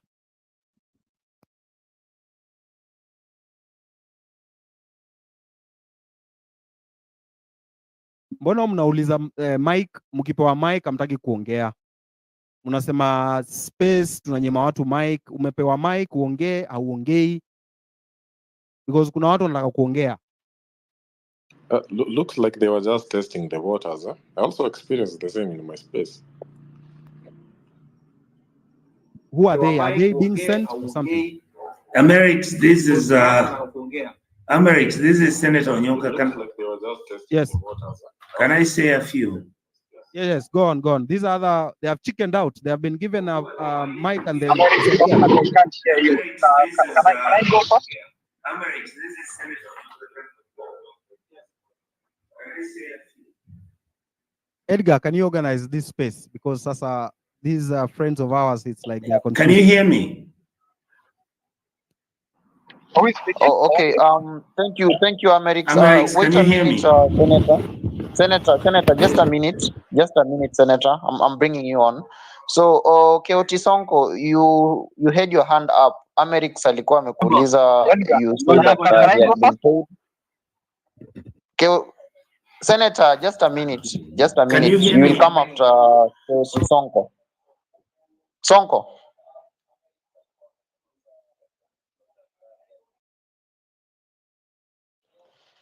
Sonko. Okay, sawa, yuko. Senator Onyonka, you can go, and I'm also told that tomorrow you have a show in the morning. Actually, Sonko mana, nimekuita hauongei, then nikitoka kwako unainua mkono. What exactly am I supposed to do? Are you there? Also told that tomorrow you have a show in the morning. Actually, Sonko mana, nimekuita hauongei, then nikitoka kwako unainua mkono. What exactly am I supposed to do? Edgar, move to the next person. We are wasting time with these ones. Move to the next Okay, person. sawa. Please. Senator, you can go. Senator, you can go.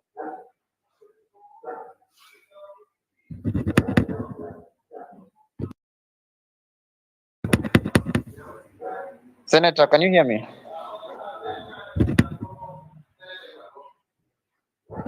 Okay, sawa. Yes, Elvis. you can hear me now? Yes, I can hear you. Can hear you. Proceed. Now, thank you. The point I wanted to make is that I've listened very keenly.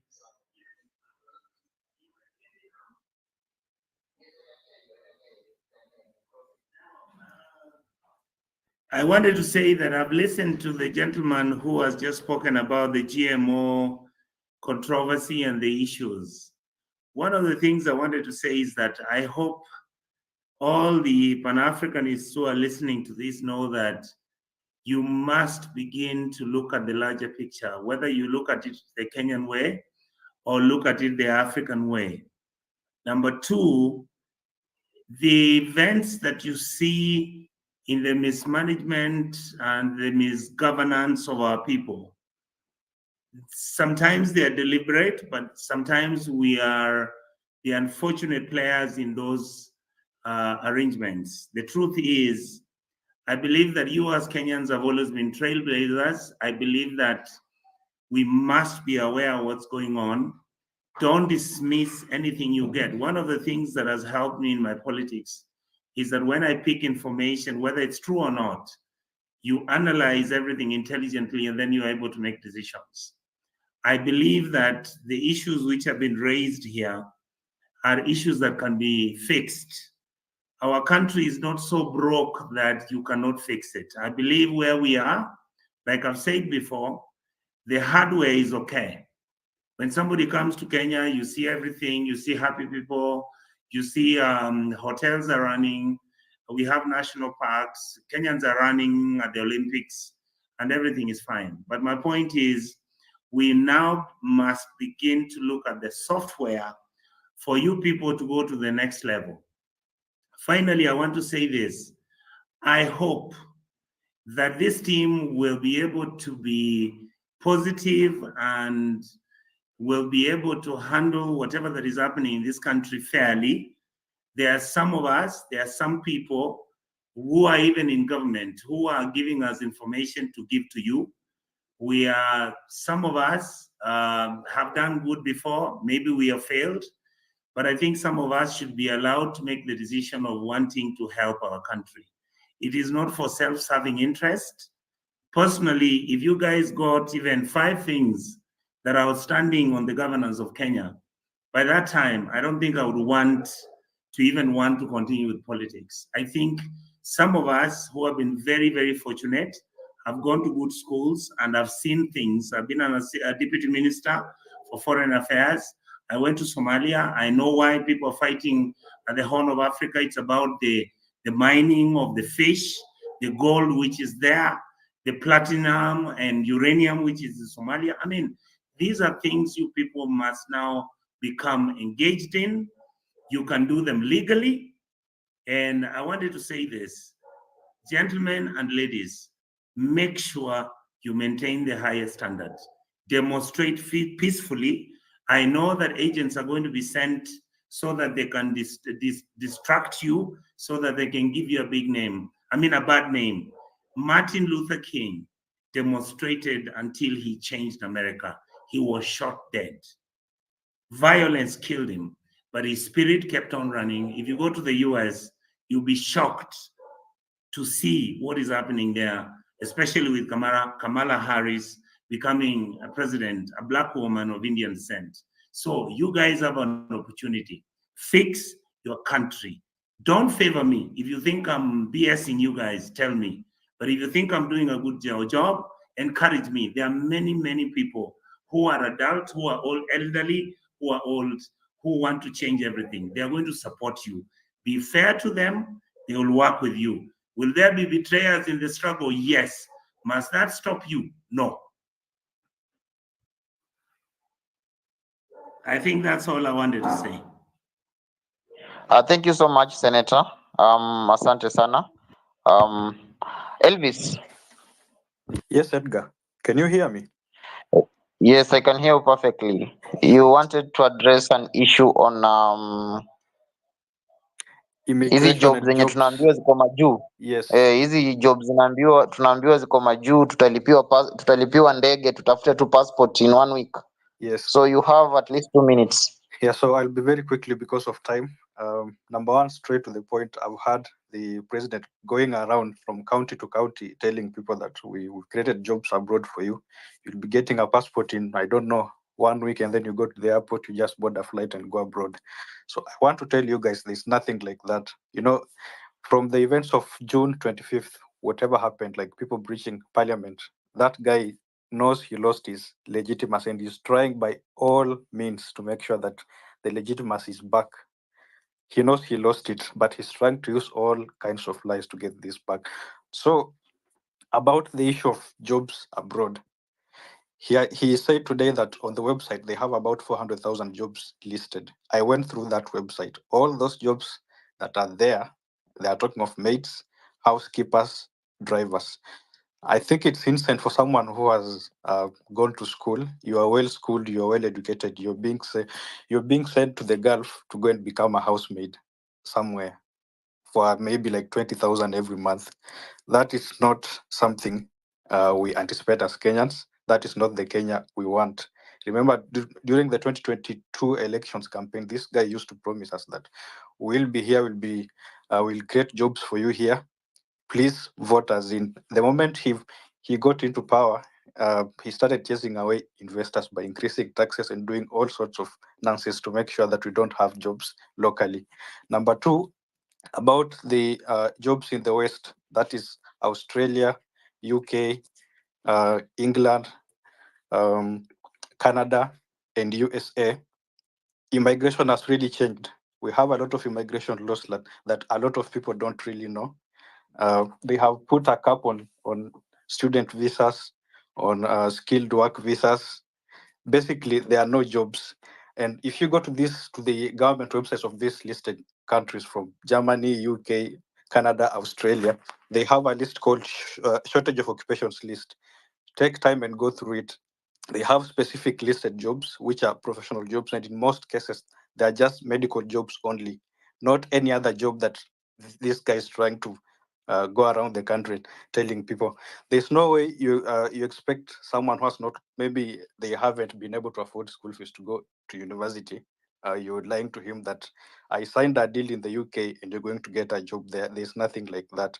At the moment, we're in the whole of in the West, the USA have elections. UK, they just had elections recently. And the first priority, they said, we are going to restructure immigration. We are going to reduce legal immigration. We are going to tackle illegal immigration. Basically, they want to train their own skills first, like skills in their own country. And then the remaining slots, that is when they can invite any other people to come from abroad to come and fill them.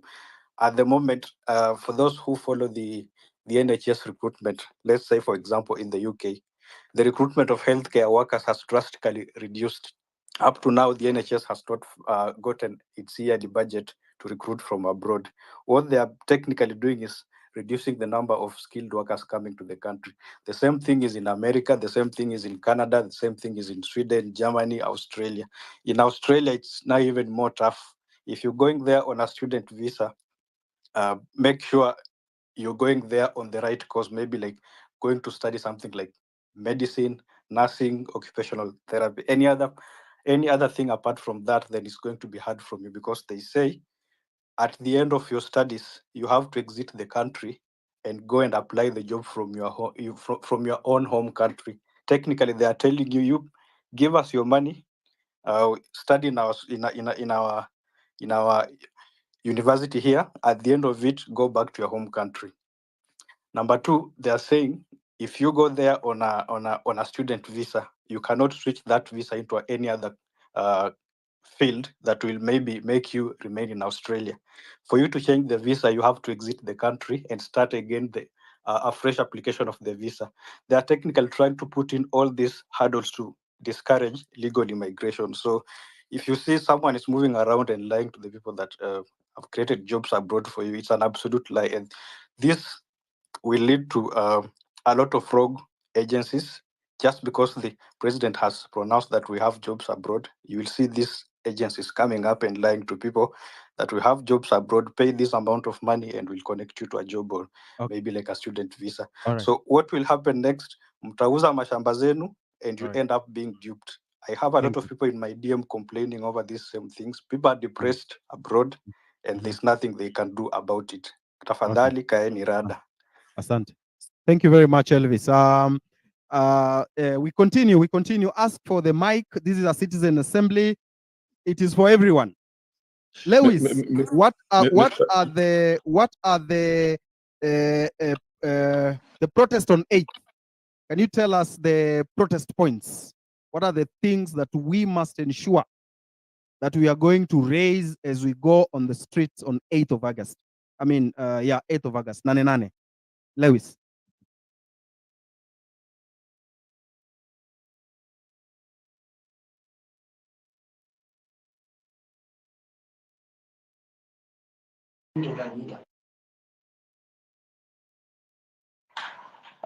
I don't think Amerix, can you hear me? Yes, I can hear you. I don't think Lewis can hear you. So let me bring in Mukenya Daima. Okay.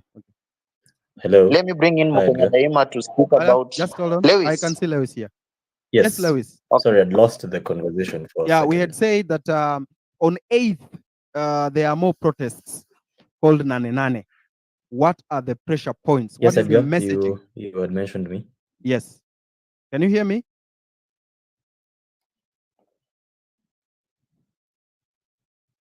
All right, Edgar, go on. I think there's a lot of connection problem everywhere. Can you hear me, Edgar? Anyone? Okay, Lewis, I can hear you. Proceed. All right.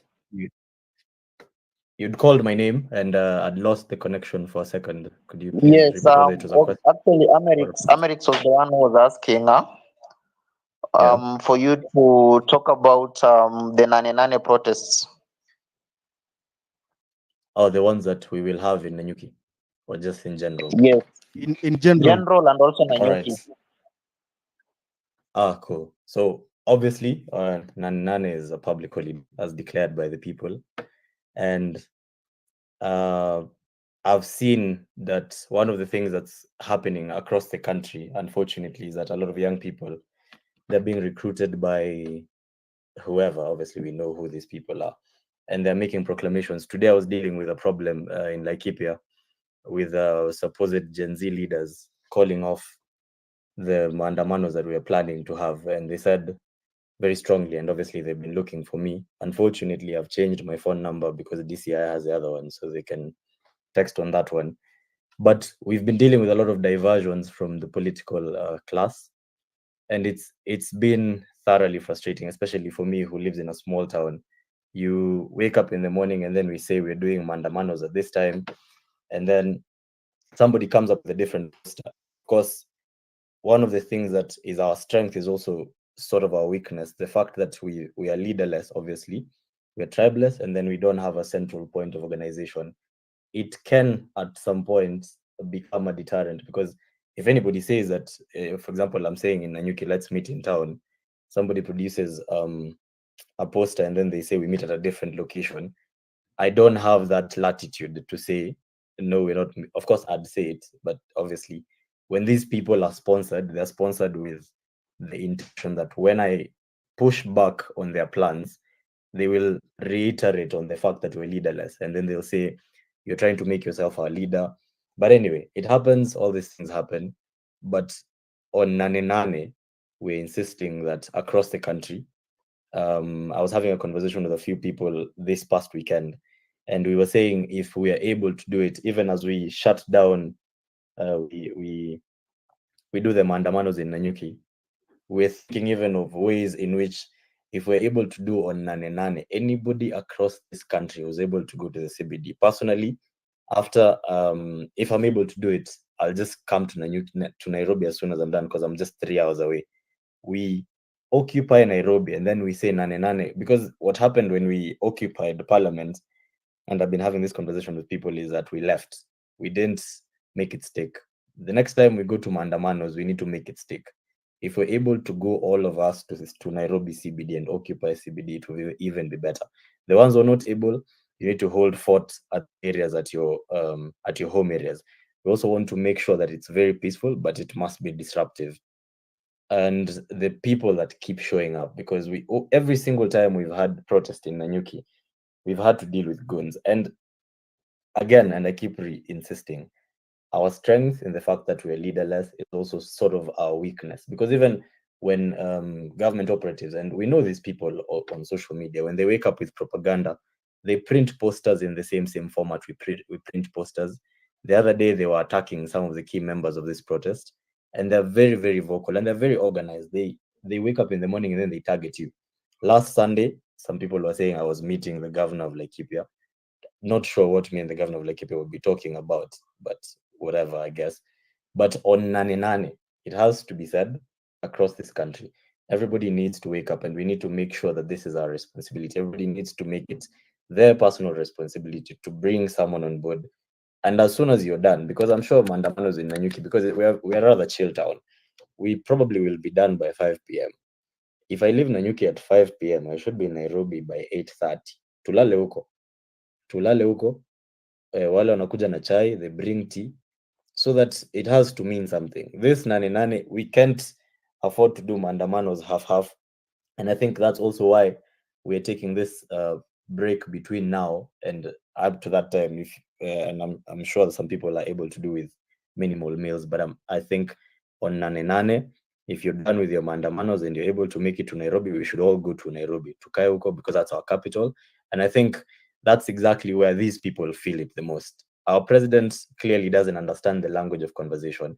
The other day he keeps telling us about anarchy, he keeps telling us about the instability of our country. It's a bunch of nonsense, because if somebody comes to your home and then they beat down your child and then they are stealing your TV, you walk into the living room and then this person is like, hey bro, please don't respond because it will be chaotic. So be it, let it be chaotic, because that's the whole point. We want to make sure that we are na hiyo time ikifika tusikike. Mr. Lewis, let me just clarify something. Anyone telling you about anarchy is an idiot. We have a constitution that is very, very much alive.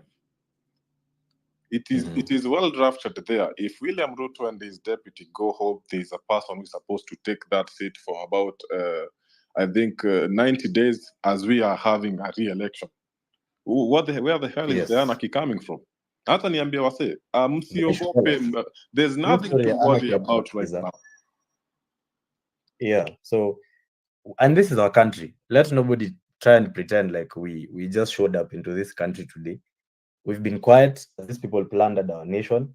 By the time tunasema this is gonna be a problem, when we say, guys, we're done, we're tired of listening to this, someone is telling us, guys, don't burn this country down. But you've been burning this country down for 50 years. So when it's our turn, we're not even burning it down. We're saying we're going to sit somewhere, we're going to march. I don't know where we'll march to, but I'll be, when watakuwa CBD mtaniambia tu when I get there at 8:30 p.m. But on Nane, I will be ready to even walk. If they close the roads, tutajua tu njia ya kuingia CBD. But after we're done with maandamanos in Nanyuki, I'm making arrangements as we speak. Obviously, citizen planned. The guys who are saying that we've cancelled maandamanos in Laikipia have been made aware of some of them, who they are. Pointless people, unfortunately. But so that's that. On Nane, we will be there. In Nanyuki, I'll take it. It's going to be my personal responsibility to make sure it happens. We'll do our best to make sure it's peaceful. And then after we're done, we'll be in the CBD. Thank you. Oh, just a minute. Msiseme niko na kierere sana. I just feel like my questions, my rage hasn't really been satisfied enough. I wanted to ask Okiya Omtata about the niobium in Kwale, Pale Mrima Hills. Mr. Okiya Omtata, you told me Jacob Juma alitoa documents in your office. What happened next? Why isn't anyone? Why hasn't our country taken this initiative of taking these minerals and injecting them in our economy? What the hell is going on? Please, Mr. Okiya Omtata, talk to us. Paulo, I don't think Okiya Omtata is on the speaker panel. Acha nampatia mic, then I think atajibu. But meanwhile, Mukenya Daima, I can see your hand is up and you wanted to address the issue on Nane. Juu unaniambia damu yako imechemuka we pamoja na Kilundizi. Yeah, thank you, Edgar Bwire. I want to make it very clear that Nane is our Independence Day. It is the day we liberate ourselves economically. And I want Kenyan youths and everyone in this economy to understand that we have to put our tools down to make sure that we come to Nane, we come to CBD, and we march forward to State House for that small meeting of 2 to 3 million youths together with the president. One thing that we are sure of, we are dealing with our outgoing president is clearly a mad person. He's a person who has psychosis. He's someone who we can clearly tell he has lost touch with the reality. That's someone who is suffering from psychosis. That's something that clearly we can tell right now.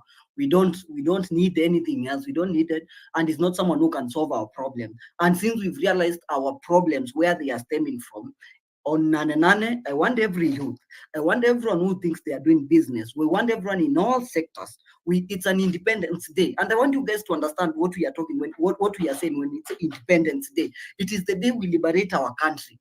Nothing else matters at this point. That is what I want most of you to understand. That is what I want those people who feel like they are not understanding our conversation. I want them to understand this is not any other day of protest.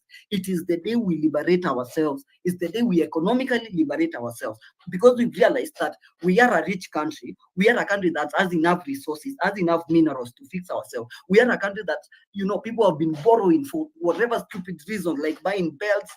Wengine tunalipia huyu apeleke wasichana sijui Dubai and everything. No, we are just tired. We need to fix our country. I want you guys to understand that cumulatively, this is a cumulative pain, and we have to settle the scores on Nane. I want us to march, and when we are marching, I don't march from behind, I march from front. And we get to CBD, ikibidi tukae pale chini. We are not running. We are not going to play sijui rat race with the police. We are not going to do that kind of thing. We just stay there and we march forward to State House. And when we march, we liberate ourselves. It's an Independence Day. That is what I want you to understand. Imagine you witnessing the second independence, and this one is for yourself. This one you are doing it for you and for your future. That is what I want you to understand. Then from there we can start fixing the country when we have Ruto out, because when we have Ruto and when we have the presidency out. Because I don't want anyone mistaking me thinking that when I mean Ruto, I just Ruto. No, I mean the presidency out. So Nane, I want everyone to come out and know deep down, this is Independence Day. Nane is supposed to be our Independence Day. Thank you, Edgar. And that is the message I had for the youths. Nane, we must be out. It's our Independence Day. Okay, asante sana Mkenya for keeping it at 1 minute. Kilundizi, you've told me that you're boiling. Thank you, Edgar. First of all, I would like to thank you for this opportunity. And for me, I feel like Ruto is a mad person because he keeps lying every day. And for anyone who is believing or who thinks that there will be a change, I think I have to tell you I'm sorry. First of all, I'm beginning to feel like Ruto is the problem because there is no way he was going to is bringing back the same people. Now I'm beginning to feel like maybe anawatumanga akiwatuma hiyo pesa zenye wanga wanaiba wanamletea. So for me I feel like Nane that is the time we should be together. Ukiona mwenzako anaenda kushikwa unakwama na yeye. I think sijui kama mliona video ilikuwa ina go around Twitter, jamaa alikatalia jamaa kabisa akienda kuarestiwa. And I want to tell everyone, going to maandamano is an individual decision. Usiende pale juu ati unaona wasee wanaenda. Enda juu unajua chenye unafanya. Kilundizi. You know what will happen to us in the Kilundizi. future. Yes. Kilundizi. Unaweza ongea tu Kiswahili. Yep. I think Kiswahili kila mtu atakuelewa. You don't have to struggle with Na ndio the naongea saa hizi. sawa. Ndio naongea saa hizi so far. So ndo nasema kama ni kwenda maandamano wacha ikuwe ni your individual decision, yani kitu iko kwa roho. Usiende juu unaona wasee wanaenda. Again kuna wenye walifeel ni kama wamekatishwa motisha. Usifeel kama umekatishwa motisha juu ati kuna big ulikuwa una maybe unaangalia, yani ni kama alikuwa amekuwa model wako kwa hiyo maandamano. Ujue kuna wenye already wako compromised, and that is something that happens ikifika kwa movement. Yangu si mengi but ni kusema Nane tutokee mazi. Ni hayo tu. Okay, thank you so much Kilundizi. So I'm trying as much as possible to bring in a set of new speakers. I want as many people to speak as possible. So I'm going to let in Kenyan Germany lady. Hi, what do you have to say? Hi, sorry. Hi, everyone. Good morning, good afternoon, good evening. First of all, I'd like to send my condolences to those who lost their lives. Excuse me if my voice is not quite okay. I'm still not well. I'd like to tell Kenyans, you don't realize what you have achieved. You don't realize that you're currently imprisoned in your own country. Nobody is going to be allowed to leave, especially those who've been outspoken on the matters of protest. But there is hope. People will be allowed to leave when Mr. Ruto leaves. And those who still refer to him as president don't understand what it means to govern a country. They don't really understand civic history and what a president should achieve. Now, I'd like to tell you that, first of all, people are frustrated. I see that there are less spaces, less numbers of people on spaces. But what I see is a regime forming, a regime in the making. You are a regime.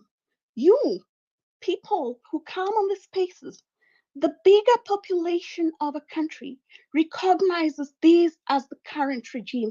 That means Mr. Williams' regime is illegitimate. He can appoint as many people as he wants to. That regime, as is currently run, with the removal of the mace on the 25th, is illegitimate and he can be removed from power. Now, I would like to just brief you a bit on a few things, especially going on to the protests. Now, a government is typically recognized as an organization or group of people or individuals that governs a community or state. It usually comprises three main branches, okay? The legislature, the executive, and the judiciary.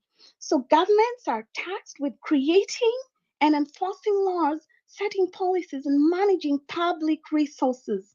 It has failed in the management of public resources, and that again makes it not be viewed as a government in such. It is only a regime on paper currently. Currently, there is an acting president who's not recognized by the majority of the population. That means the actual regime is the one on the spaces right now. And then also, recognition of a government can be either one, de facto or de jure, okay? So de facto recognition means you acknowledge a government that has control over a state, even if it hasn't been legally established. Even if it hasn't been legally established. And that is what we're seeing on the spaces. This is the current regime. And then the de jure recognition, on the other hand, refers to the legal acknowledgement of a government as the legitimate authority of a state.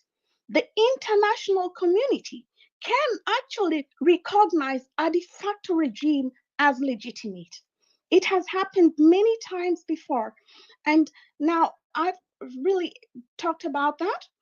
I want to talk about parallel regimes. So there is hope. I'm telling you, there is hope. You can take that country and you can force him into exile. And that will happen if he doesn't step down. Now, let's talk about a bit about parallel regimes. A parallel regime refers to a situation where two or more groups claim to be the legitimate government of a state. A legitimate government has the majority support of the population, which is not the situation in Kenya. That makes it, again, an illegitimate regime. So this can occur, mostly it occurs during times of political instability. Check, that is happening in Kenya. It occurs during civil wars, revolution. So one group might control the capital and major institutions, often recognized as the de jure government. So what is currently in Kenya is the one recognized internationally. It is the de jure, but there's the de facto. The de facto government is what you guys are, okay? So while another group might control significant portions of the territory or population, it is often recognized or referred to as the de facto regime.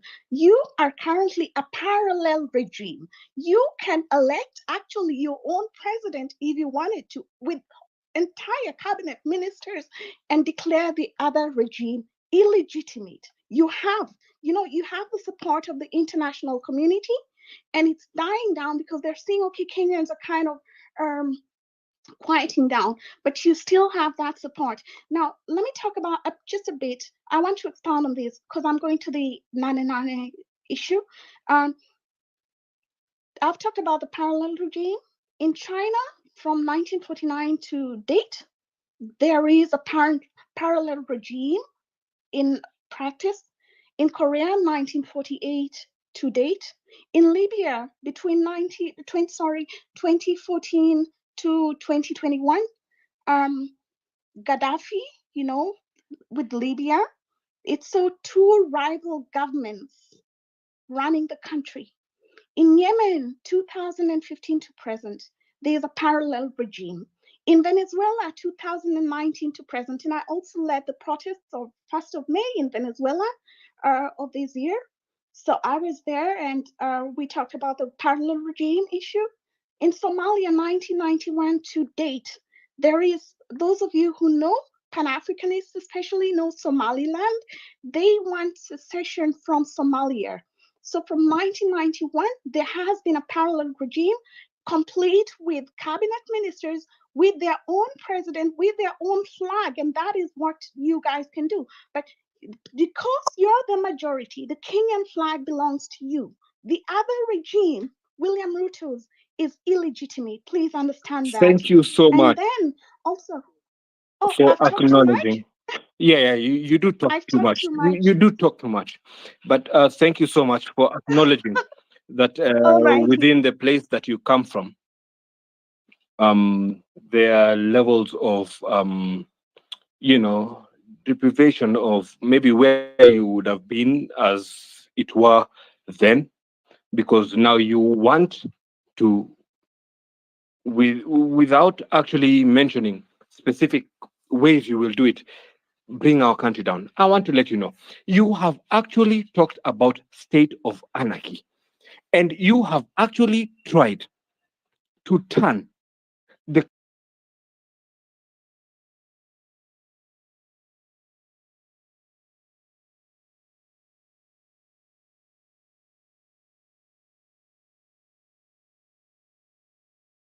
Edgar, mnapeaje Kigen mic hapa jini? Okay, I'm sorry. Kenyan, I'm not saying Kenyan Kenyans Germany should go lady. and form their own Listen, government. listen. I'm Kenyan saying Germany lady, kindly land so that we can also give someone else a all right. chance. All right, I'm landing. Now, with what Mr. Ruto has said, he said that those who are flying abroad are going to receive tickets, etc. I would like to tell you that on the 31st of July last year, following the Mandamano, Kenya was declared a travel risk. So that is not possible, especially right now. So I'm just urging you, I'm not telling you to form your own government. I'm saying there is already a government in existence. This is the regime. Whether or not, I'm not saying you go and take over the other government, the other regime.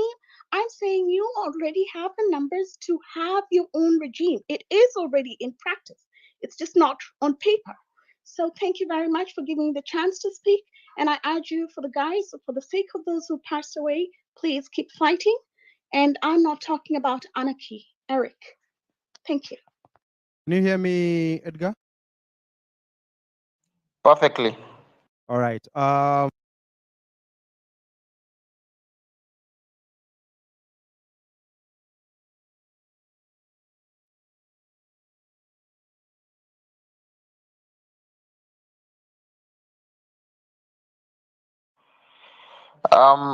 Amerix, you are on mute if you're speaking. Can you hear me? Yes, perfectly. What about there? I can hear you perfectly.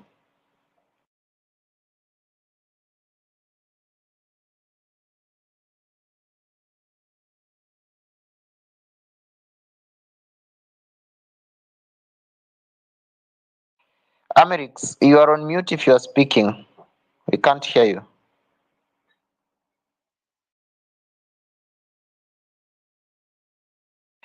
Okay, as Amerix fixes his mic, Bravin, you had your hand up.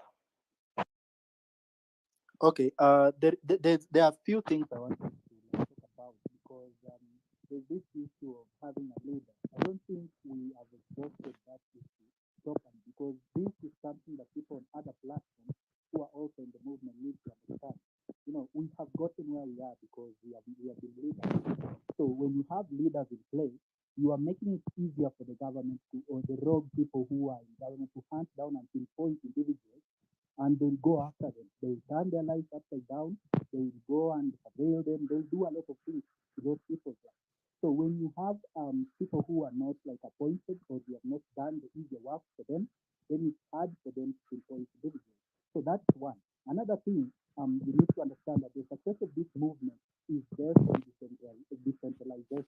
So as people are in the villages trying to demonstrate, Bravin, improve your speaker. Your speaker is very low. Can you just fix your speaker or your mic?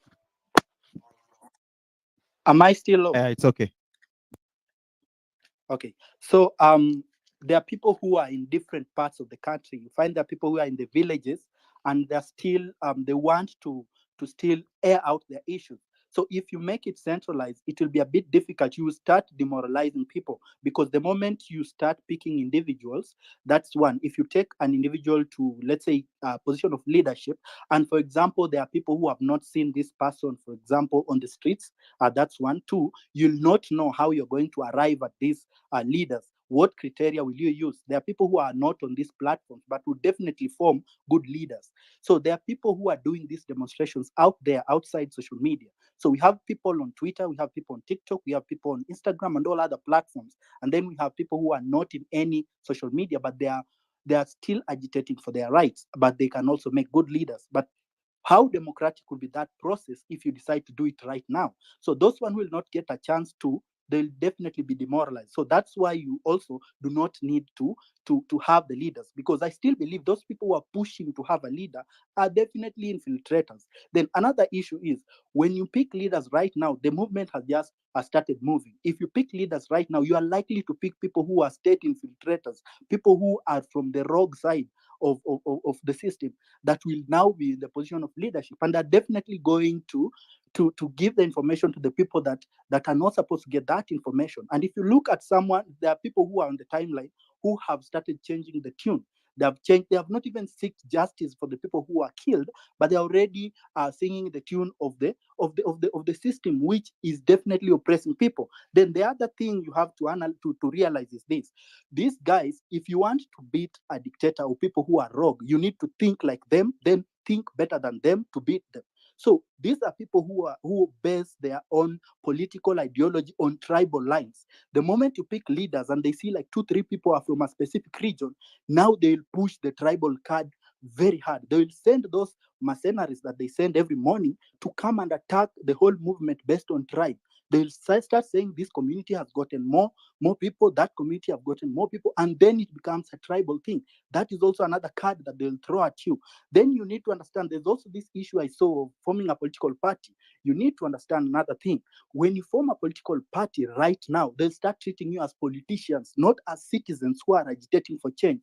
You form a political party right now, you now become politicians who now they'll have the ability to call you some elites, or rather people who want to overthrow a government. So you are not citizens who are agitating rights.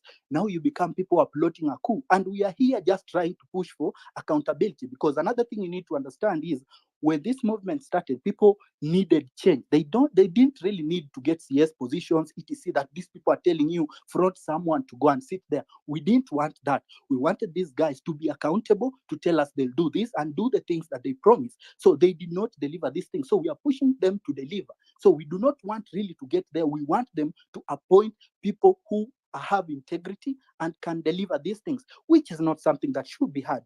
Now, another thing that you also need to understand is that if you let the government keep chasing ghosts, it's easier for them not to be able to get one person. But if you don't, but if you appoint these leaders, then it will be easier to get these people, and they will definitely either buy them or they will silence them permanently if they cannot buy them.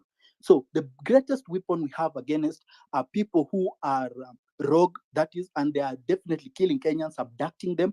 It is the ability to be leaderless and civic education. Those are the two things and the two most powerful weapons that we have.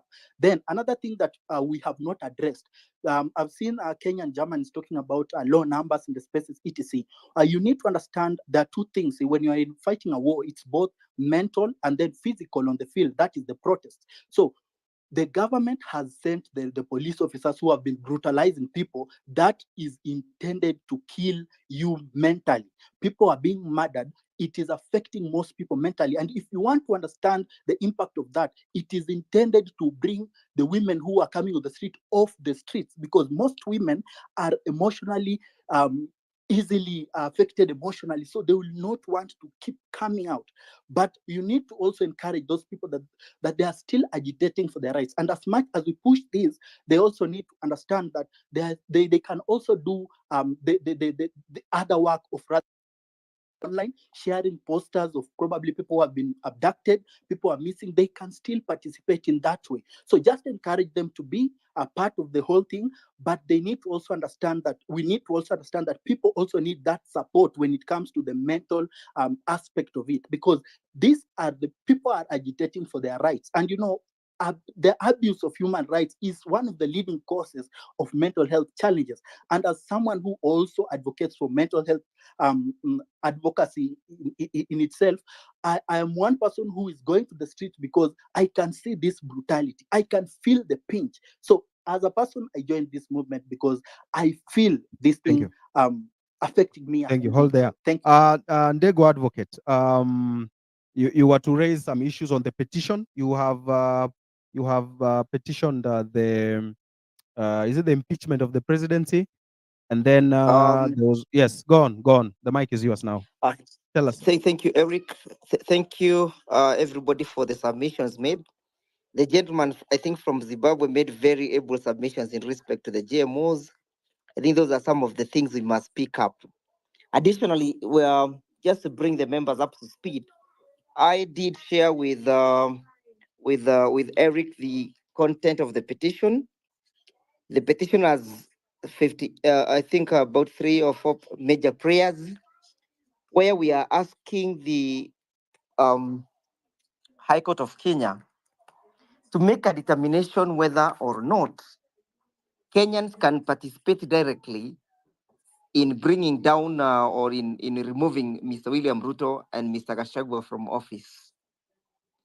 We have gone to court through or seeking to enforce the provisions of Article 1, which provides that power belongs to the people, and they may exercise that power directly or indirectly.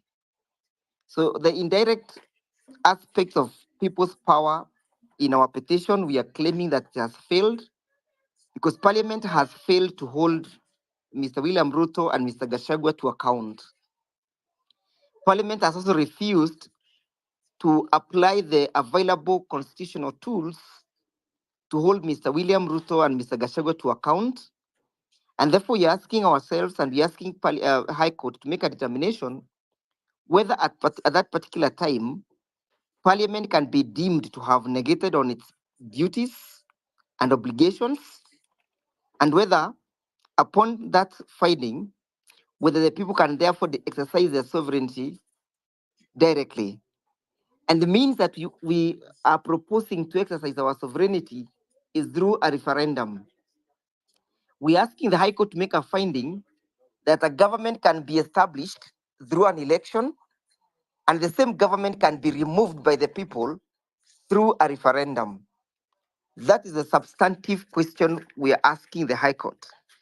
The grounds upon which our petition is premised is that there is serious diminishing of capacity on the part of Mr. William Ruto and Mr. Gashagua's government, and that diminishing has withered the confidence of the people.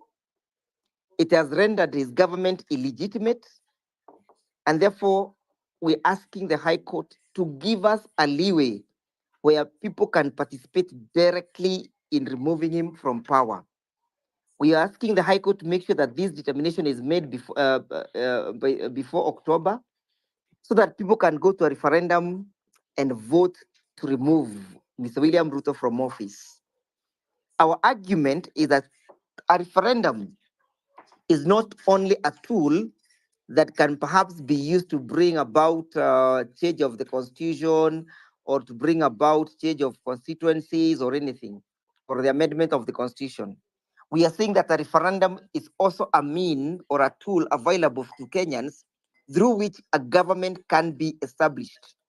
So the other issues we are raising is that, for example, the other day he went to the US, he signed some covenants and agreed that Kenya should be a non-NATO ally without the participation of the people of Kenya, without the participation of the Parliament of Kenya. And we are asking that he has actually sold out our sovereignty. The other issue that he also raised in our petition, among others, is that he has agreed that the US should create an a military base in Lamu without asking the people of Kenya to participate in making that determination. To us, is that he has completely sold out again our sovereignty, where foreign entities and foreign states will establish their military base here without consulting the Kenyans. So those are some of the issues that we have raised, among other issues of breakdown of governance. And we are hoping that the High Court will be able to agree with us and give us an opportunity to argue our referendum, or to carry out our referendum. We are asking many people to join this petition, whether you belong to your professional groups, whether you want to be individuals. We are asking especially the professional groups or the NGOs and civil societies to join this petition. We have a pool of volunteer lawyers who are willing to take up your matters and urge or argue this case before court. We are asking the Chief Justice to appoint a bench of not less than 5 judges who are going to hear and determine this case. We have very solid facts and grounds that we are relying on in respect to asking the High Court to declare that Kenyans can remove or change a regime through constitutional means of a referendum. Those are some of the issues that we have raised in our petition. I have shared a copy of the same with Eric. Perhaps Eric may be posting it in this forum for people to go through it and read and understand the issues that we are raising before the High Court. I would reiterate once more that people are free to join this petition, because the more the merrier.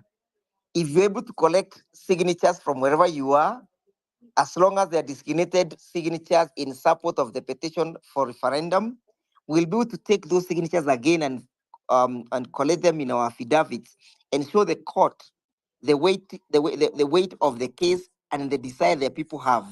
Of course, the argument about the loss of legitimacy is premised on the ongoing protest against government and the inability of Mr. William Ruto to protect life, which is so sacred, that he has unleashed his militias to go and kill Kenyans who are exercising their constitutional right. So we are saying that Kenyans have a right to remove him because he has failed to defend the constitution, which he himself swore to defend. So those are some of the issues, Eric, we are raising in our petition. I'll still remain available for further consultation or clarification. Thank you.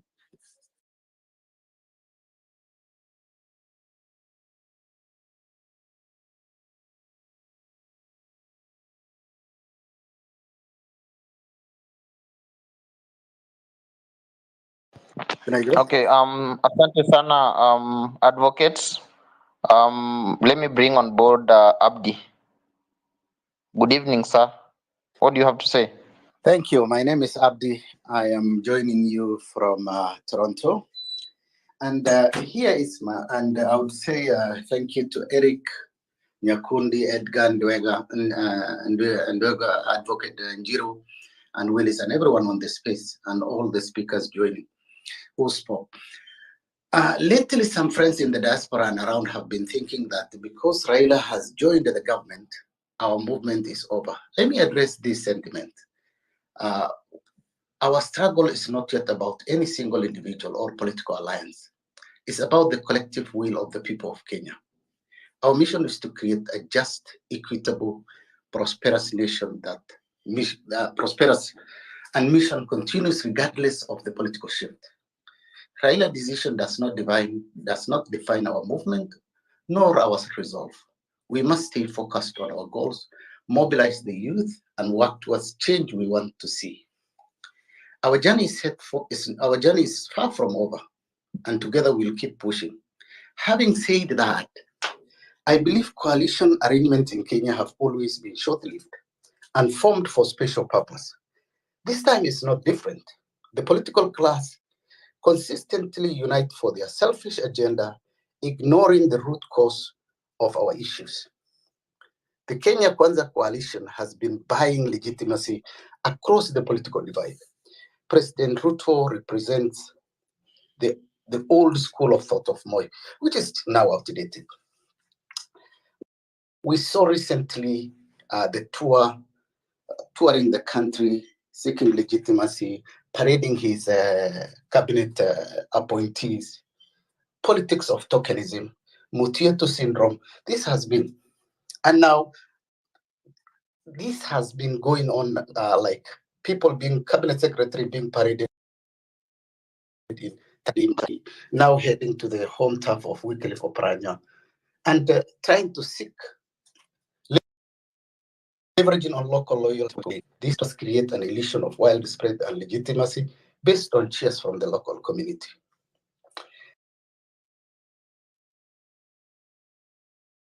I would say the president politics still represents politics of mass manipulation, engaging tactics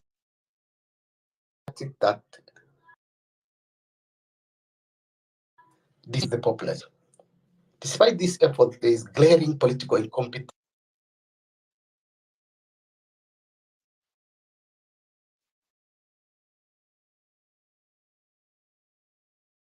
reflected in the continued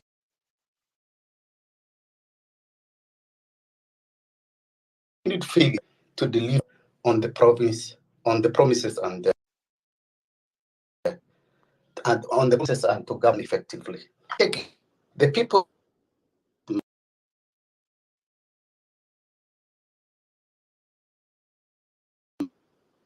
by negotiation, no. Their demands are well known, accessible.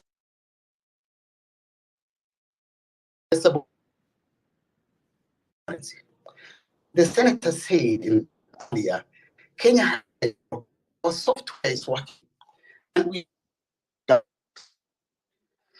having said that, and our politicians also should respect Kenyans who elected them. We are not as foolish as they think or naive. Finally, the KK government is all about political settlement between all right. There is no economic benefit to the citizens. And we see the KK regime is overwhelmed by responsibility instead of their office. They are yet to settle in reality. They are in charge of this country. This information all divide, as you have seen, legitimacy through tribal cabinet appointment. Kenyans will violently and painfully anything the regime throws at them. We are up. It's not that we are up against, we are not up against two people. We are up now against an entire system and alliances, not just one person. It is them versus us. Here is the step to take to victory, Nane march, as they say. Mobilize the youth.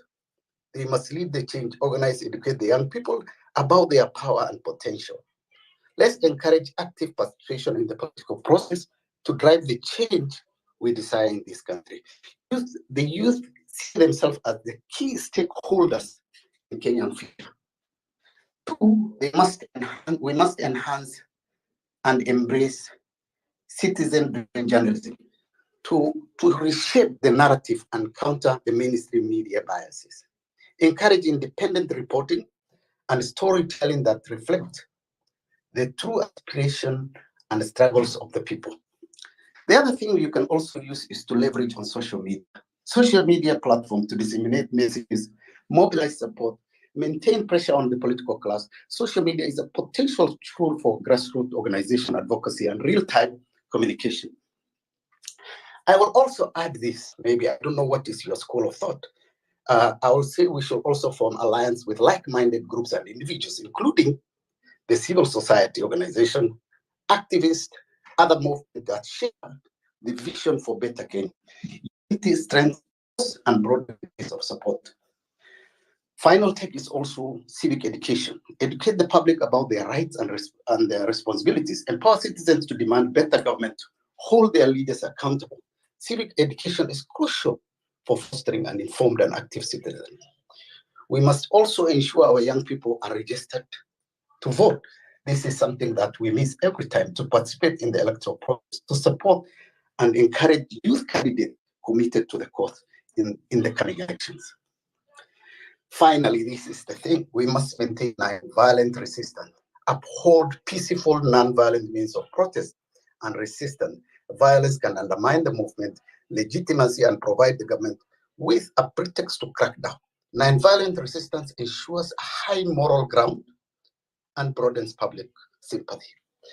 With that, I say thank you for giving me this opportunity, and God bless you all. Thank you very much. Edgar, can you hear me? Yes, I can hear you perfectly. Yeah, I had asked Njiru a question. I had asked him, there is an election law where vehicles will now be declared as polling stations. So I was wondering, don't you think a member of parliament will designate his car to be a polling station? What are you doing about this? And then I'm also asking you, Wakili Njiru, kwa nini tusitumie tu ID kupiga kura? Kwa sababu mimi nikitaka kufungua bank account leo wataniomba ID. Nikitaka kufanya those very serious transactions, they will not ask for my voter's card, they will ask for my ID. So how comes mimi nikienda kupiga kura naulizwa voter's card and not ID? And I think ID is more powerful than a voter's card. Don't you think we can skip that process of voter registration and save the 9 billion, because every voter registration exercise inachukuanga between 9 billion, between 7 billion and 10 billion in terms of money. Why can't we skip that and then we just decide to tumie ID card? Wakili. Thank you, Eric. Allow me to begin by perhaps sharing my small knowledge about elections. The reason why we register voters, one, is for ease of electoral management. For example, the procurement of election materials. We need to know the exact number of materials that we are procuring. Number two, if we were to say that every Tom, Dick, and Harry goes, and that an ID would be the ultimate document and that does not require registration, it means that then we are not able to hold, rather to account for how many votes have been cast. For example, we need to know how many registered voters are there in a certain constituency and how many turned up for voting. This, of course, will deal with the issues of electoral malpractice, because we are certain as to the number of the registered voters. So for me, the problem is not about registration, because registration is quite crucial for election management and also for accountability purposes in an election process. Number three is the question of the ID is paramount. And you can see government uses ID as a means of suppressing voters' registration and subsequently suppressing the outcome of an election and the ability of people to express themselves. And while ID is quite crucial because voting must be done by individuals beyond the age of minority, what we should be calling for is acquisition or access of these ID cards. We should be proposing that the process of processing the ID cards ought to be devolved from Nairobi to the counties and make it easy and expedient and efficient for people to be able to acquire them, because IDs and registration of elections are intertwined. Number three, the question of motor vehicles being used as voting areas or voting regions or voting centers is a serious question, because who determines when a motor vehicle should become an instrument where voting should take place, and what is the justification? To me, I think that is bad legislation. That is a bad law in my view. It's a law that is capable of being abused in favor of the persons who have the ability to influence the elections. And as such, that is one of the issues we should be raising with the IBC Act. that it requires urgent amendment so that we may seal all possible loopholes where elections can be manipulated. I think that's all, Eric, for my clarification. All right. Thank you. Thank you very much. But before you leave, will you be in a position to connect with Rutendo from Zimbabwe and Yes. see if you can follow up on this issue of GMOs, especially this livestock bill? Yesterday, we saw women from Samburu Yes. protesting that their milk is being taken away by the dairy board. Yeah. And these issues of rural farmers is going to escalate. Very soon, Yes. you will see more and more farmers going to the streets complaining that their Yes. yields and their produce are being suffocated by government policies and boards and authorities. Don't you Yes. think you can link up with Rutendo so that Yes. as a nation, we can see what we can do to stop these IMF infiltration of our food systems, health systems, and those kind of things? I would be glad and more glad than ever to join hands with the fellow Pan-Africanists, because Yes, this is a Rutendo. compounded, Mr. Rutendo, this is a compounded problem that is facing Africa. For example, that livestock bill is a toxic bill that is being proposed by Parliament.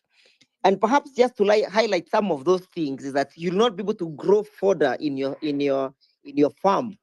You'll not easily be able to feed your cows with the millet or the corns that you're farming in your farm without the accreditation of a body they are calling an authority to regulate that. Even for you to build a small shed for your cows, you require to be regularized. For you to sell your milk, or even for you to go and get a bull from your neighbor just to come and serve your cows, you'll also require to be regularized. So some of these things are the ones that global movements are making it difficult for us to perpetuate our African traditions, culture, and to perpetuate ourselves. Why are they restricting that my neighbor cannot come and ask for some assistance from my bull to serve its cow? Simply because they want to control the genetics. They actually, in the livestock bill, establishing a genetic center.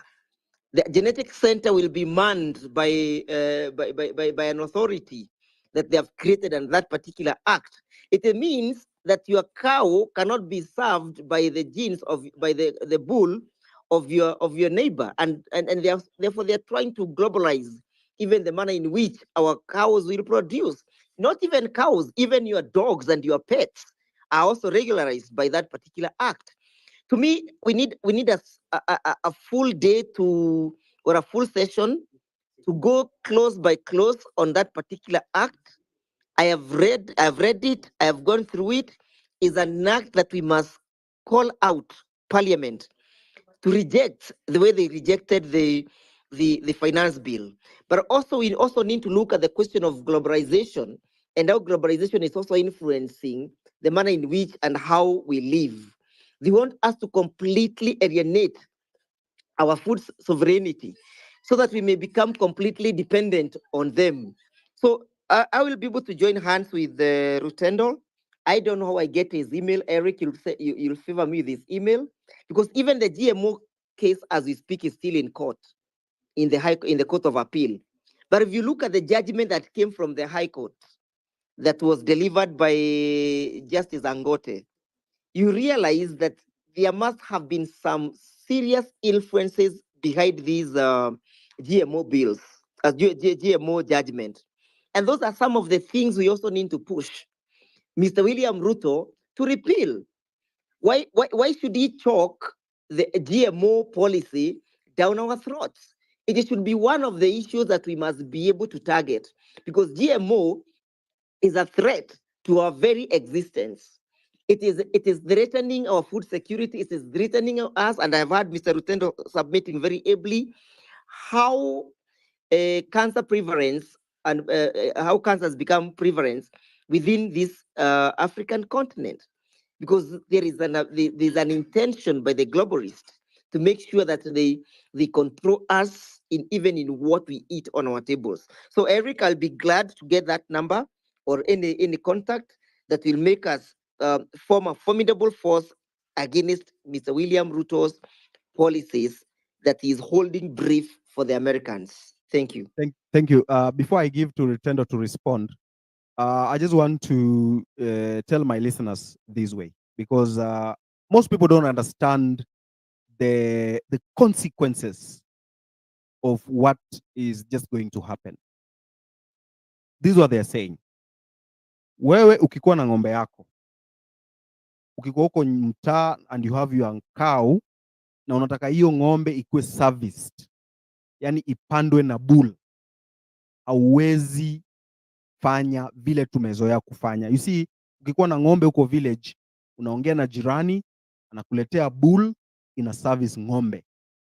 Lakini this time huwezi, lazima upate license, na hiyo bull lazima ikuwe na license kwamba iko na the correct gene yenye wame declare hiyo ndio gene tunataka.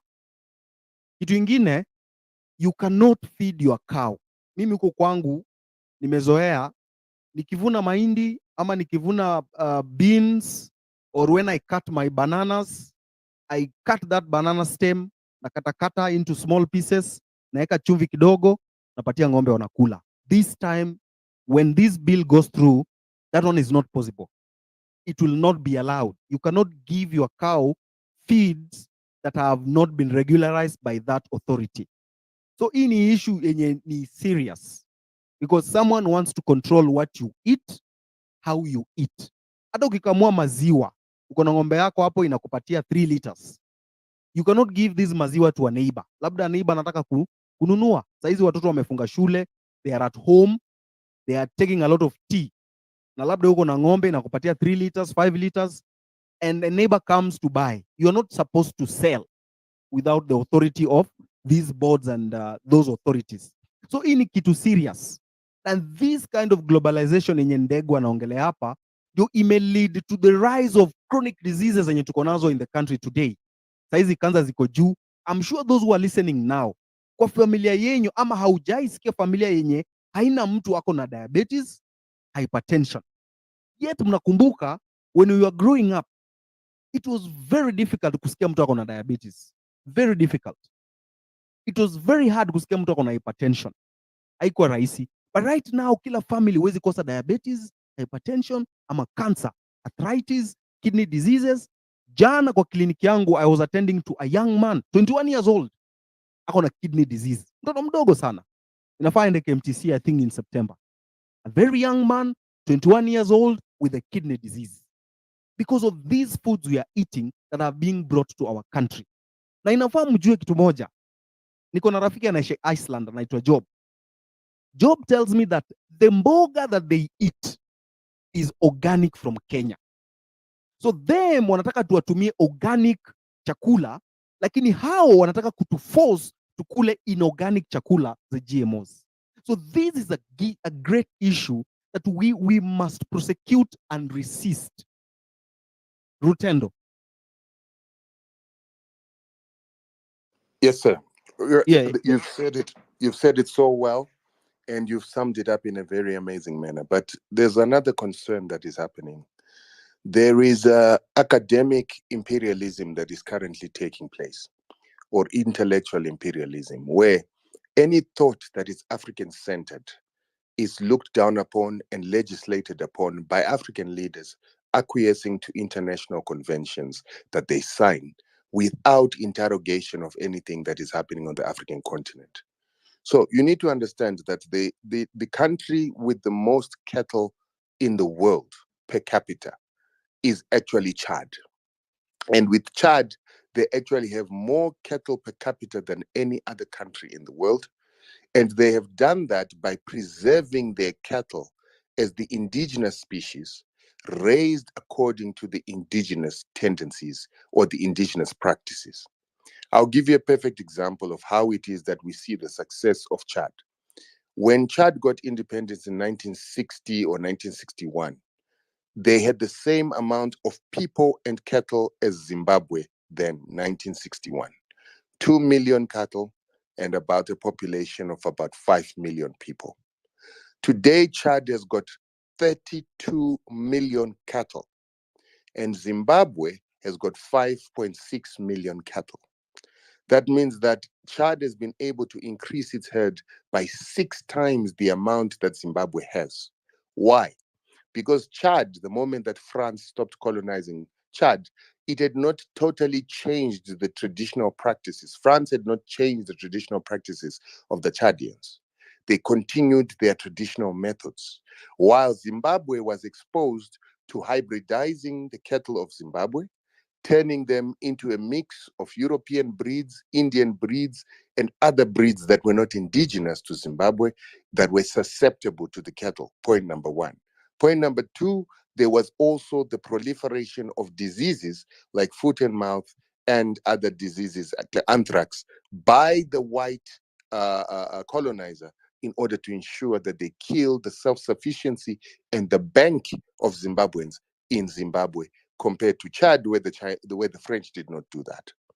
So I actually read the U.S. Industry of Trade encouraging American biotech companies to try and penetrate Chad with vaccines and other medications. And the question is, why would they do that? Yet the so-called most successful country in production of cattle utilizing European techniques in Africa is South Africa. They've got 19 million cattle in a population of 60 million people. That means that if Chad, which has 15 million people, has got 32 million people, 32 million cattle, it's doing better than South Africa. It is doing way better than South Africa. So it's got nothing to learn from South Africa. In fact, none of the countries following the European practices of animal husbandry have anything to learn from any of the countries that are practicing white husbandry, but they have to learn from countries like Chad, Uganda, Ethiopia, and even Kenya. Kenya has been using traditional techniques, has been using a migratory pattern of herders, and that should be what we are copying. And even this new legislation on how to breed your cattle should not be encouraged, because the diversity and mixing of cattle in these migration patterns are what has made your herd very resilient. It is also what makes your cattle much more valuable in Kenya than when you buy the same cow in South Africa. But the problem is our leaders, people like Ruto. Even my own country has got a leader who is not proud of what it is that is genetically and originally Zimbabwean. They allow the attenuation of these genes. And I wanted to say before I go that together with this new act that is coming in, the current draft, you guys also have to read up on the Kenyan Seed and Plant Variations Act. Read about how it is that it is so difficult in Kenya for a Kenyan to get a license to develop seeds and to develop plant varieties in Kenya. Only Monsanto, Syngenta, DuPont, and Dell are the only companies that can do that, Seedco. And these Seedcos are not our companies. A lot of people have believed that Seedco is an African company. It's not an African company. It's a French company owned by Vilmorin that is actually Lima Grain. And that is the company that is selling tomato seeds in Europe for 60,000 euros to 400,000 euros. We will not be able to afford maize or millet if we allow this company to continue to hybridize and to turn into GMOs. And it's important for us to understand, it's not only GMOs that are a threat to us. Another threat is the hybrids. And we are currently using hybrids thinking that they are not inimical to us. They are inimical because a hybrid will produce first season, second season you struggle to produce. In fact, it will not ever reproduce true, so you have to rebuy the seed. If you use it twice or 3 times, then it stops producing. So your grandmother, your grandfather, you need to continue to rebuy seeds every season. Number 2, because of the hybrid vigor, that so-called increases production in a hybrid. That hybrid vigor has been known to attenuate the minerals and nutrients of a crop, the vitamins, by up to 78%. So you're eating a crop that has no nutritional value. And this is why our people are getting sick. And what I'm going to do right now is I'm going to put up there an article in which I am writing about, in which I'm talking about the correlation between the usage of GMOs and the usage of the chemicals that go with it, glyphosate, and the increase in all known chronic diseases in America, and that can be superimposed, or we can extrapolate that into Africa, and you see that the pattern is more or less the same, because we are all human and we are suffering under the same chemical warfare. This is what I call it, and biological warfare. And like I said to you guys, pay attention, please, to this company in Kenya that is from Zimbabwe, that sells you chicken in, Baker's in, Creamy in. We call it Simbisa Brands. I don't know what name it is going by in Kenya, but I've seen the outlets everywhere I went in Kenya. When I went into the townships in Kenya where the poor are living, I saw so many of those outlets. They sell toxic food. Their chicken is absolutely atrocious.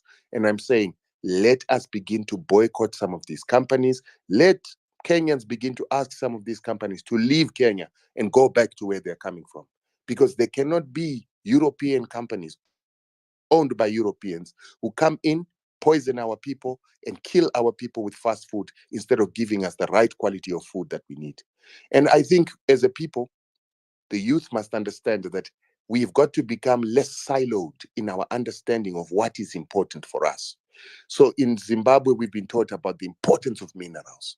In South Africa, they're being taught the importance of land.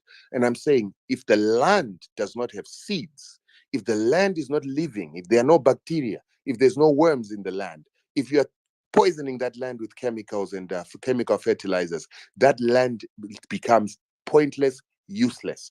We need to become holistic in how we realize what matters to us. So we need to eat first. We need to eat healthy food second. That healthy food becomes medicine for our bodies. Then we begin to worry about the economic issues when we have secured our food. Because Hitler always said that Germany was no use as an industrial power if it was not a what? An agricultural power. Many people didn't get what he meant by that. But the reason they lost the Second World War is they were starved of two essential things. They were starved of, number one, food. No one would sell them food. No one would buy their electronics and the best machinery that they had, and no one would give them oil. And what that did is they ended up fighting to try and get land in Poland and land in Russia and oil in Baku oil fields, which is currently Ukraine. And that is how they got defeated once they were starved of food and starved of oil for long enough.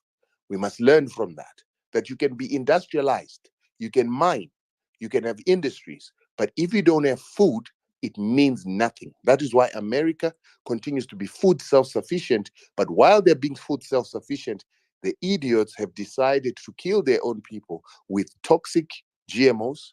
That is why today they've got the biggest amount of chronic illnesses and the use of chronic medication, where 58% of the world's chronic medication is consumed by America. And for those of you who've been to America, those of you who live in America, you've seen how many Americans look obese and many look like zombies. Even the mental illnesses have increased in that country. But those people can afford to treat their people in their chronic states as amoebas as they look, as zombies as they look. What about here in Africa? We can't afford that. We're still trying to catch up with the rest of the world. We cannot afford to be eating these foods that have turned these people into zombies, because we don't need zombies in Africa. We need the healthiest population mentally and physically in order to prosper this continent and to defend it. And at the rate we're going, they're actually turning us backwards into these zombies that are sick, that are mentally disturbed because of the food that they're feeding us that is nutritionally deficient. Now, lastly, I don't even understand why I'm using the word the food they are feeding us. Because as Africans, we shouldn't be fed by other people. Every person should have a village where you can grow your own food and reproduce that food. And if you lose your job in America or at home, you should be able to go to the village and be able to sustain yourself. We are losing that sustainability because of dependency on imported food, imported seeds, imported chemicals, and imported machinery. And we need to work on that. Thank you very much. Thank you very much, Rutendo. So I will connect you, Ndegwa, with him, so that you can continue this conversation together and for the benefits of our Africans. But before I hand over the mic to Edgar and Cyprian, my co-hosts, I just want to tell you guys, take care of your health. Take care of what you eat. It is not rosy. It is not good as you might think. It is bad. Don't just eat anything. This is a chemical warfare against the people of Africa. And that's one of the reasons why we are on the streets protesting for our sovereignty. Mchunge sana, tumnakula, your health and your life. Right now, that shifting, I don't know, whatever it is, that rogue thing yenye imetoka WHO will not help us. Edgar, back to you.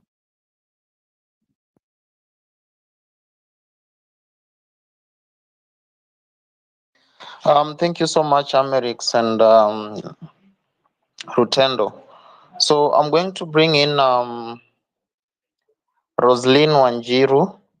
Hi, how are you? You have the mic. You can give your submission.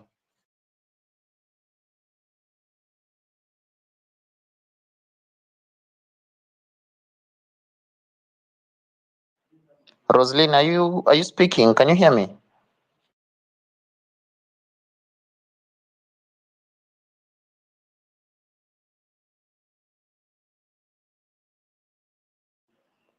Amerix, am I audible?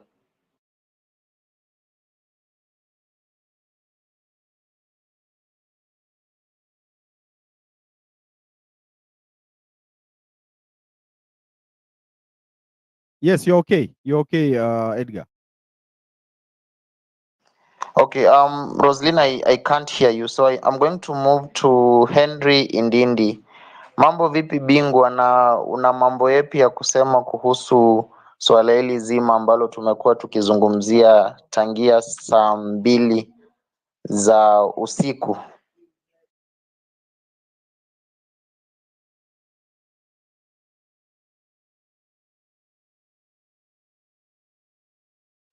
Bwana Henry, waweza nisikiza, waweza nipata? Wanipata?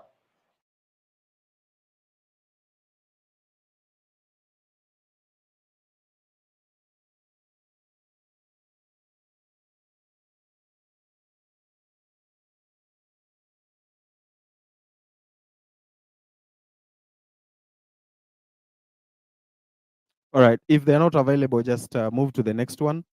I've been trying to bring Okia here. I don't know why he's not joining in as a speaker.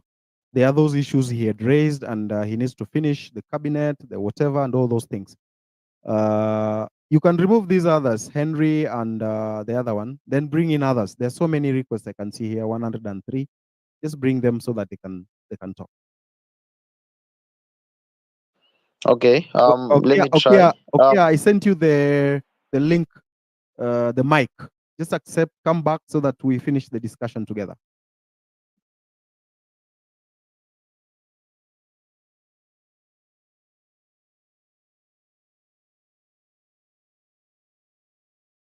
Cyprian.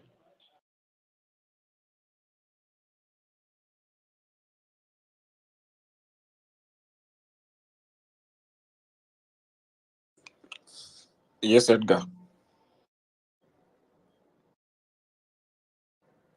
I really can't see any mics on my side, so if you could also assist me in adding more people on the speaker panel. Juu kwangu naona request 9 peke yake, nikijaribu kuongeza inakataa, sijui mbona. Okay.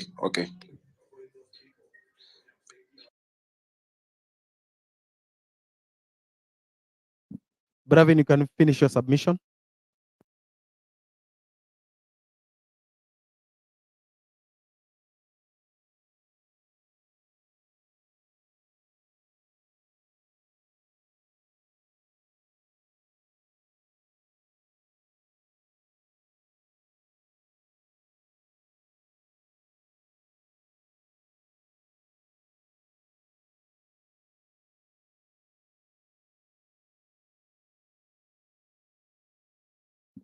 Bravin, are you there?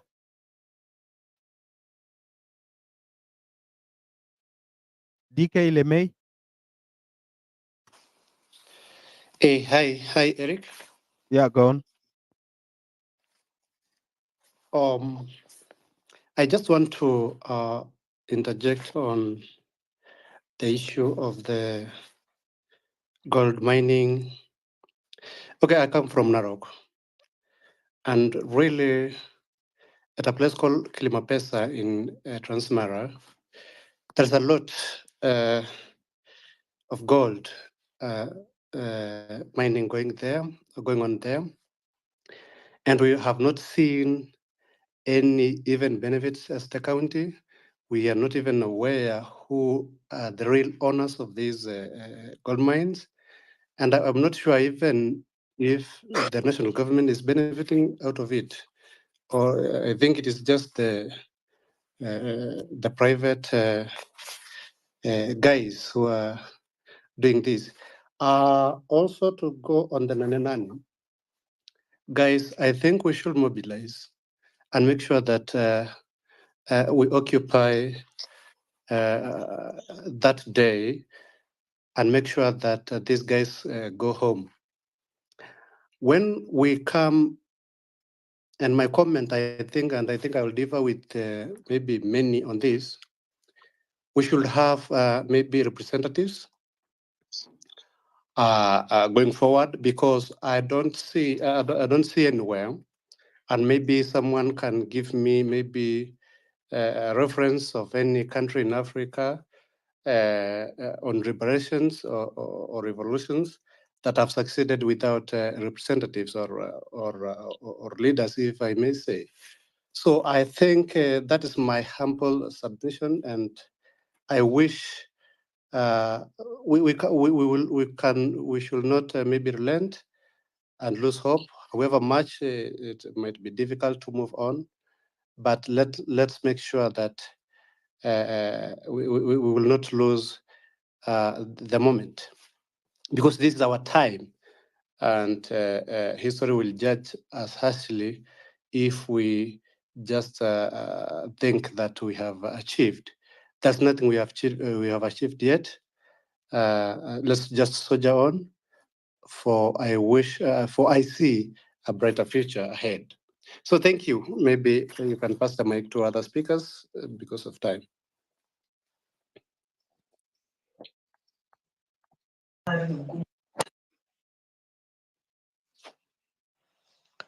Thank you so much, Dr. Lemay, DK Lemay, sorry. And thank you, Cyprian, for adding these new fresh speakers. I really can't see them on my side. So 1 minute, Irene.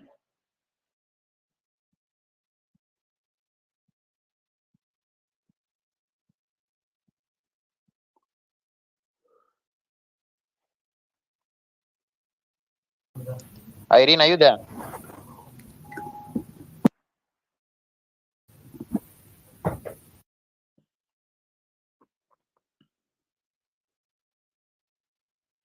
Okay, I'll move to Mariama.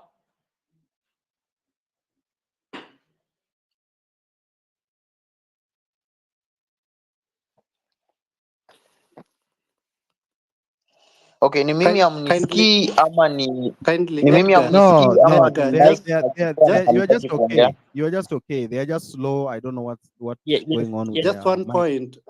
Just Hello. one point that I forgot, Edgar. Kindly, I was just to comment about our counties. I think when we gifted ourselves the 2010 Constitution, we devolved resources nearer to our communities. But it has come to be that we really devolved much of corruption, and there is a lot of corruption in our counties. And we should not just focus on the national government. Let's also make sure that the county leadership or those who are accountable in our counties should be occupied and be accountable with our resources, because we really gifted or entrusted our resources in their hands, and they are just busy enriching their pockets. So let's mind where we come from. Thank you. All right, history, Kenya. History. Good evening. Thanks for um, having me. I just want to make a comment about the depopulation agenda, the neocolonialism we're seeing in agriculture, and so on and so forth. On my part, I am not sure, but I am convinced, and there is really no better sign that our president is captive to the whims of globalists. We've seen some of these signs manifesting themselves, and these globalists intend to exercise control on our legislations and therefore government policy. And part of the reason why they're doing that, obviously, is because of profit. And this is raising questions, some of which have been raised in spaces here, whether our president has, at some point got transactional ahead of elections with them. What I mean is, were there promises that he made to them? The president, as we know, campaigned for close to 5 years. Even when he was deputy president, he was in campaign mode. Was there a deal that was struck that they would fund his campaigns in exchange of his support of the agenda? These are questions that we need to ask. Eric, please allow me to depart radically from what this handle has been famous for. We've been synonymous with the history of Kenya, of course, as the handle suggests. We have, from last year, we began reporting a great deal on the ugly head aspects of the ugly head of neocolonialism rearing its head in Kenya. Actually, some of my followers, started sending, replies saying that I'm pushing conspiracy theories, and in fact, some of the posts that we made, we had to bring them down because we did not want to drag our Twitter handle into disrepute. Oftentimes we were citing foreign media stories, some of them from very, respected media houses in the West, mostly American. But we were convinced that globalists had brought their wicked agenda to our shores. And if you allow me just a few minutes, I'll, speak to some of this. And I'm glad that Rutendo mentioned some of them on this space. And Ndegwa has also made reference to some legislations, and I wish to laud him and others who wish to offer their legal expertise to support this cause of breaking the yoke of this neocolonialism on the agriculture front. It is worth noting, ladies and gentlemen, that many EU countries, I'm talking about EU, Europe, the UK, have slammed their door on some of the maneuvers that we're seeing from globalists, particularly from the US. And if you allow me, I can share specific information that is relevant to the liberal renaissance we are seeing with, Gen Z, and I think now it has caught up with the rest of the Kenyans, and also matters that are close to health, which Eric also you're famous for. Any Kenyan who has lived in the US will tell you that the taste of their bananas, the taste of their oranges, the taste of their fruits, melons, it tastes very different. And this taste is characterized by a sweetness that pales a great deal in comparison with the sweetness that we find in fruits, particularly from sub-Saharan Africa. Why is the taste pale in the US, in the West? Because farm produce in those countries, like in the US, particularly in the southern states of the US, these farm producers have been poisoned by mechanized, heavily fertilized soils. I will not even go to talk about pesticides. Industrial fertilizer, many of you may not be aware that industrial fertilizer actually depletes nutrients from soils. It kills the microorganisms that God ordained in soils. It actually poisons groundwater. It even destroys the worms that the chickens, they feed on. And many farmers, particularly in Kenya, believe that fertilizer is golden, and these are the things that we should use. Yet there are alternatives. If some of you may know that many foreigners in Kenya, particularly from the West, working for UN or the main international agencies based here, when they retire, they want to stay on in Kenya. And if you get into a conversation with some of them, they'll tell you, here, other than the fantastic weather that we have, our food is tasty, our food is nutritious, our food is healthy. I think somebody mentioned that, I think somewhere in Scandinavia, they're eating greens that are produced in this country.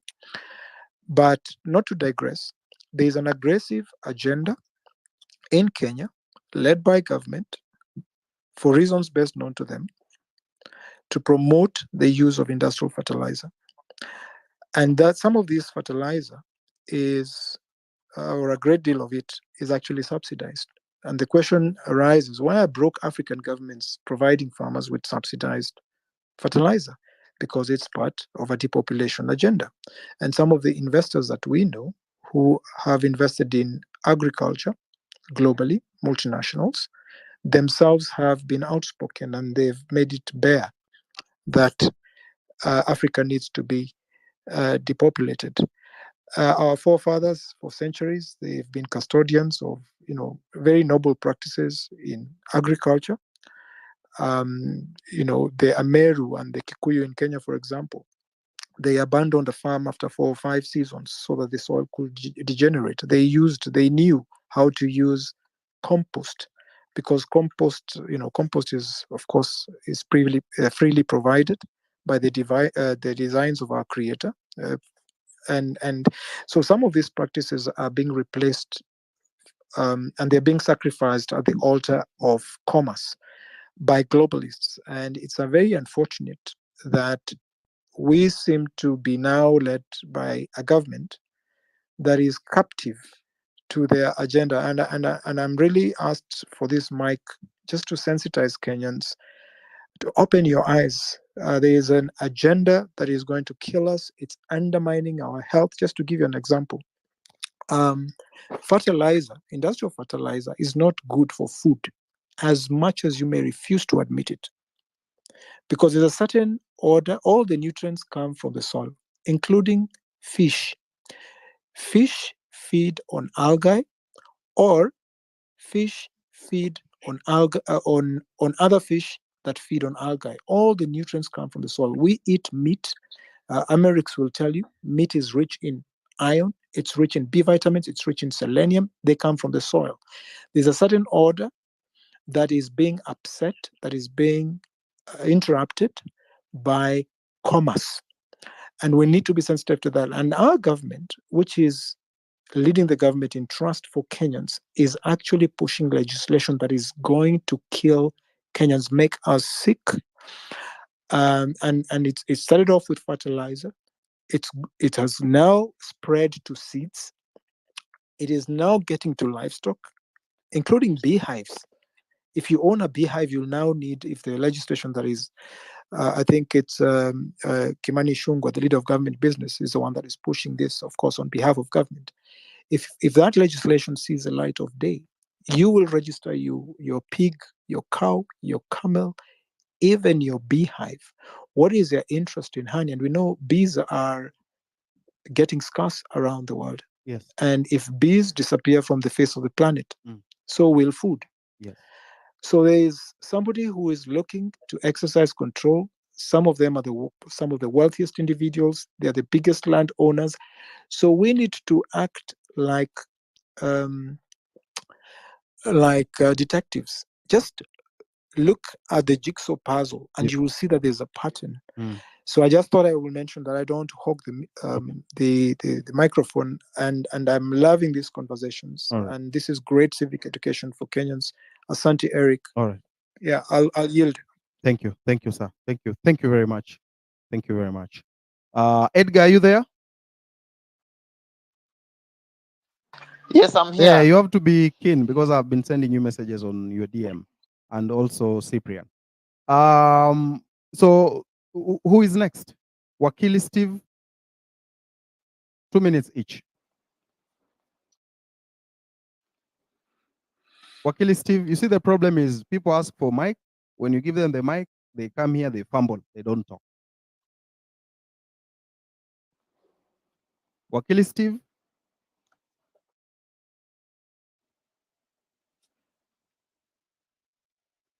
All right. Eric, from my end, Wakili Steve does not seem to have the mic. He's on listener mode, but maybe I'm mistaken. Edgar, what do you see?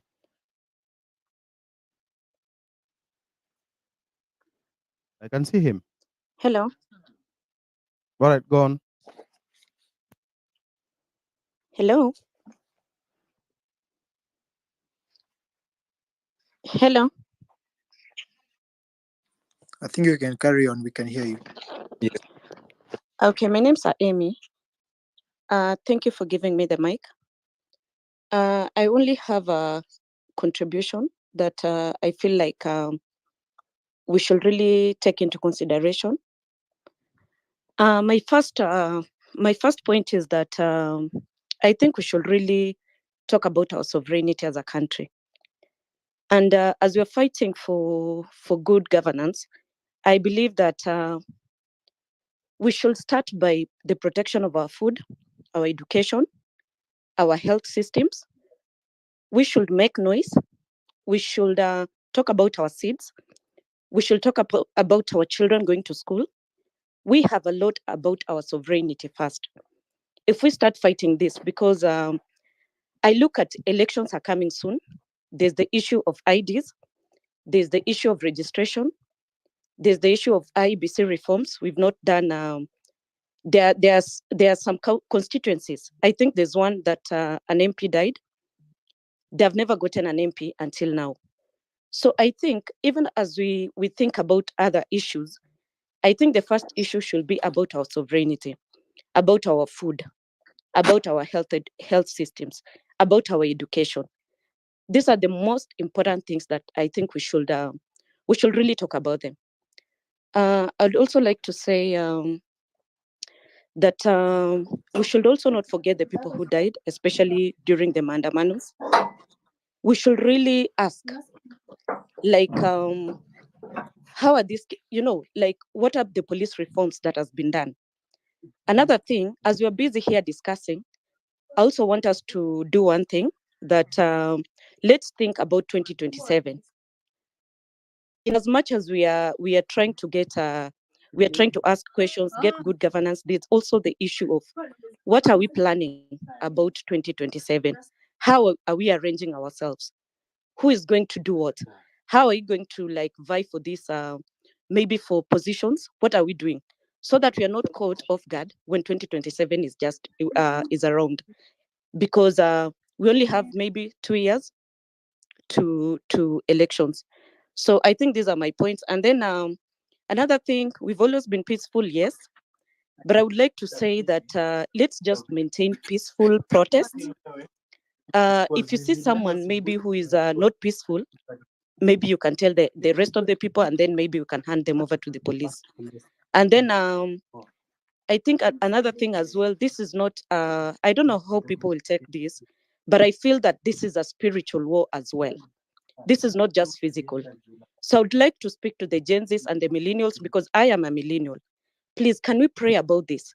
Can we pray every day as we go? Can we pray about our nation? Can we pray about God's guidance?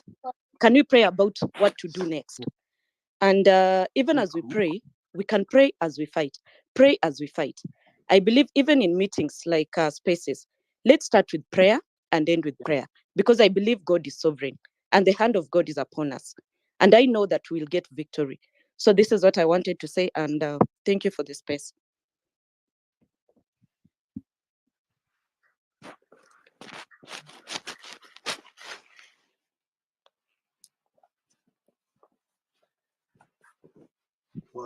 Hello, next.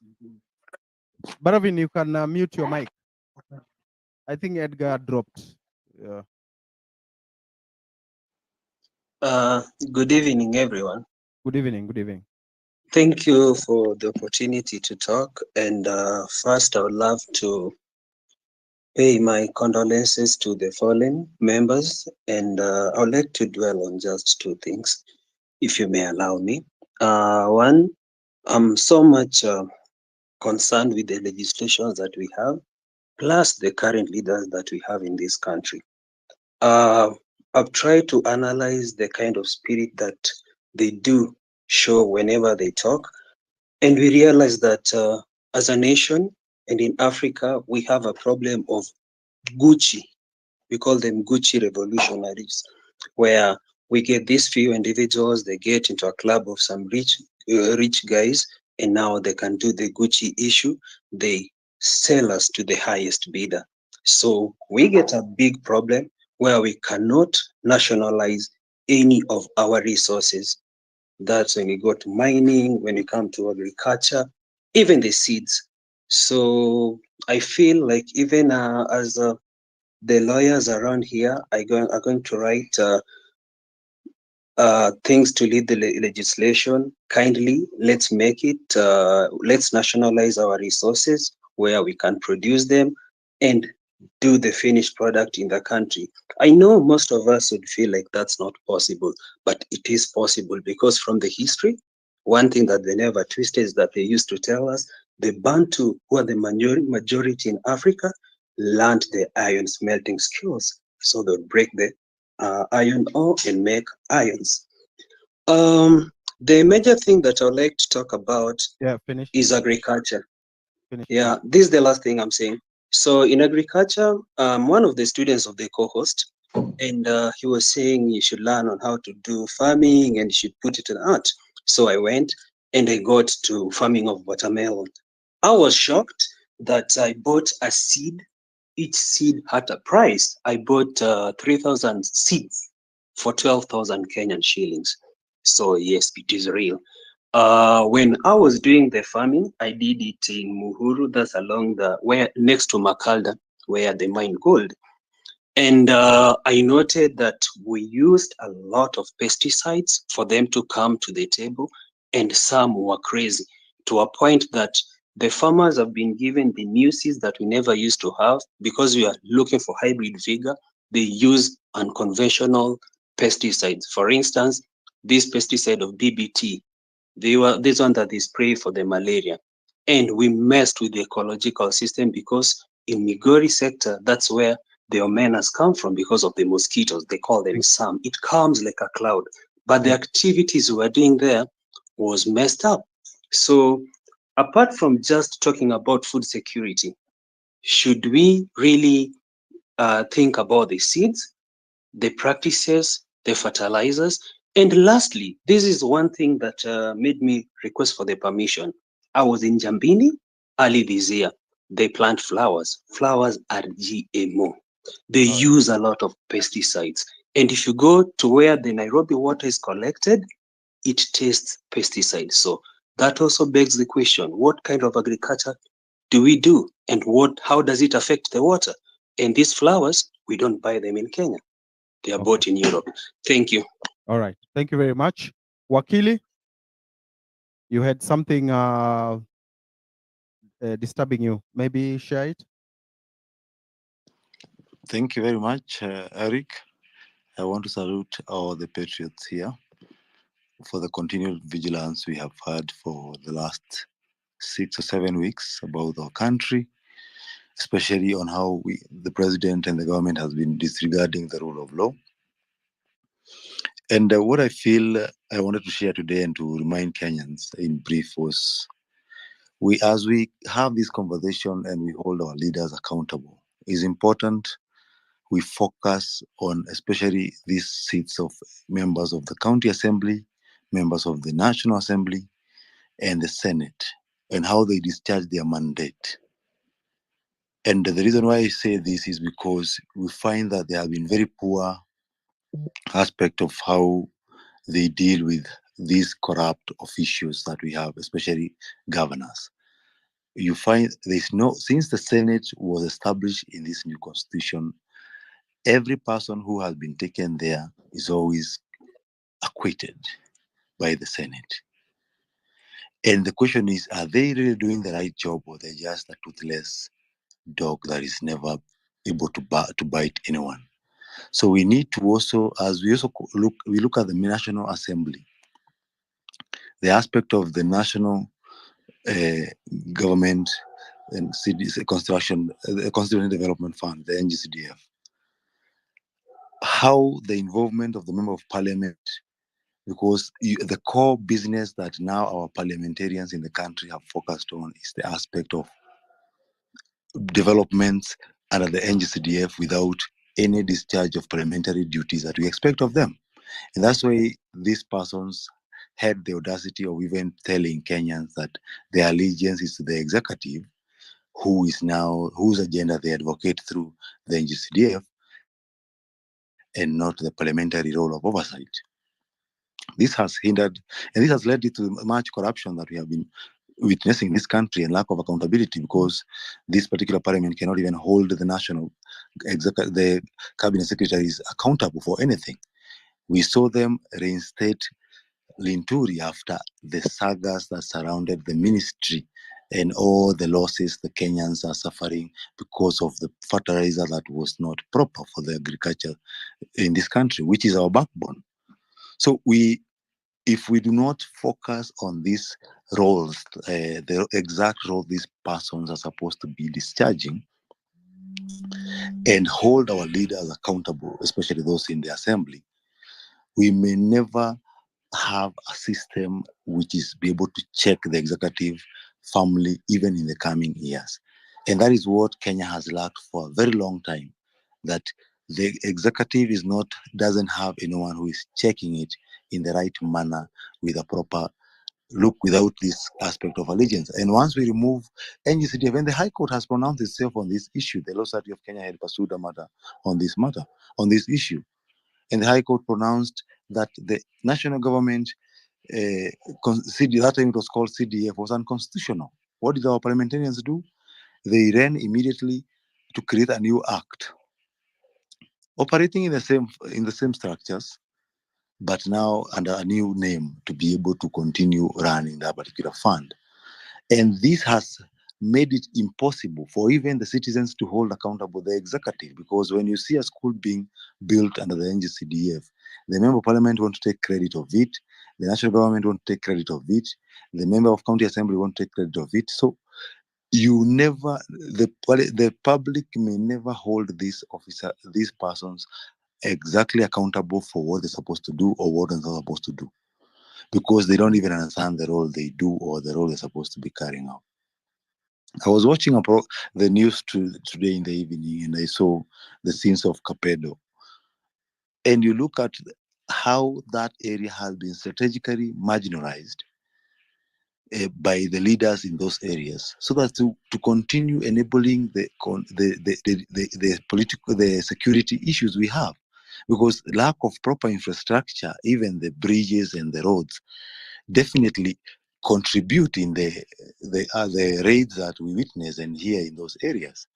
And that is orchestrated deliberately to ensure that particular persons gain in those security deployments and security supplies of materials to continue fighting and defending in that area.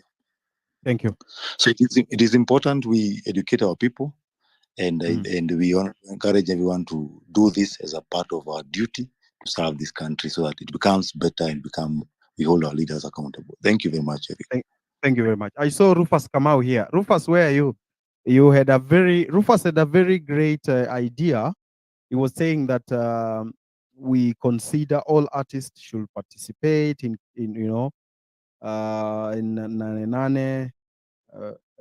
He's talking about the role of artists and creatives. I had asked Njugush and to come here. I had even asked Nameless to come, but I think that will be for subsequent days, so that we can have creatives on board.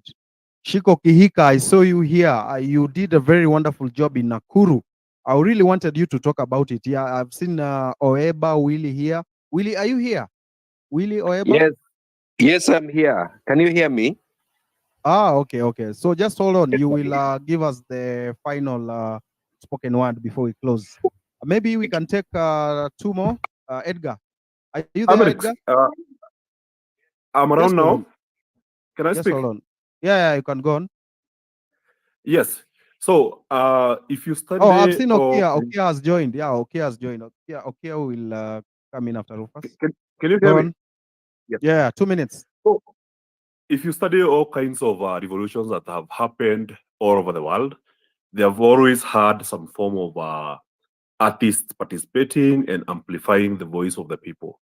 So, if you're an artist out there in Kenya, please contribute to this revolution by creating art that basically amplifies the message of what every Kenyan is going through. So this is not only limited to people who create music and poems, but then everyone can also participate. In this digital world, anyone can create art. So whether you do it on the road, whether you do it the flossing Mawana way, just create content, whether it's a billboard, whether it's a painting on the road, whether it's some mural. Mural is basically art that is created on a building. Just post that message, write about it, write to those names, write those things that you feel are personal to you and how the incompetence in this government has affected you. Push it out there. Make sure that the message is very clear. Amplify, and this is how revolutions are built. A revolution is built into the mind first. So all these we are seeing, the civic education and everything, is basically based on the idea that people change the way they think before they change their actions. So the moment you implement that, the message will be amplified, and the current slowdown or the drag we are seeing in the revolution will change. So kindly contribute. If you're out there, if you're an artist, create art about this revolution, about the things Kenyans are going through, and this will help get the country back into good governance. Thank you. All right, thank you very much. Yes, Senator Okia, maybe you can tell us about the cabinet and the other issue. Karibu sana. We have been waiting for you. I don't know what was happening with your internet.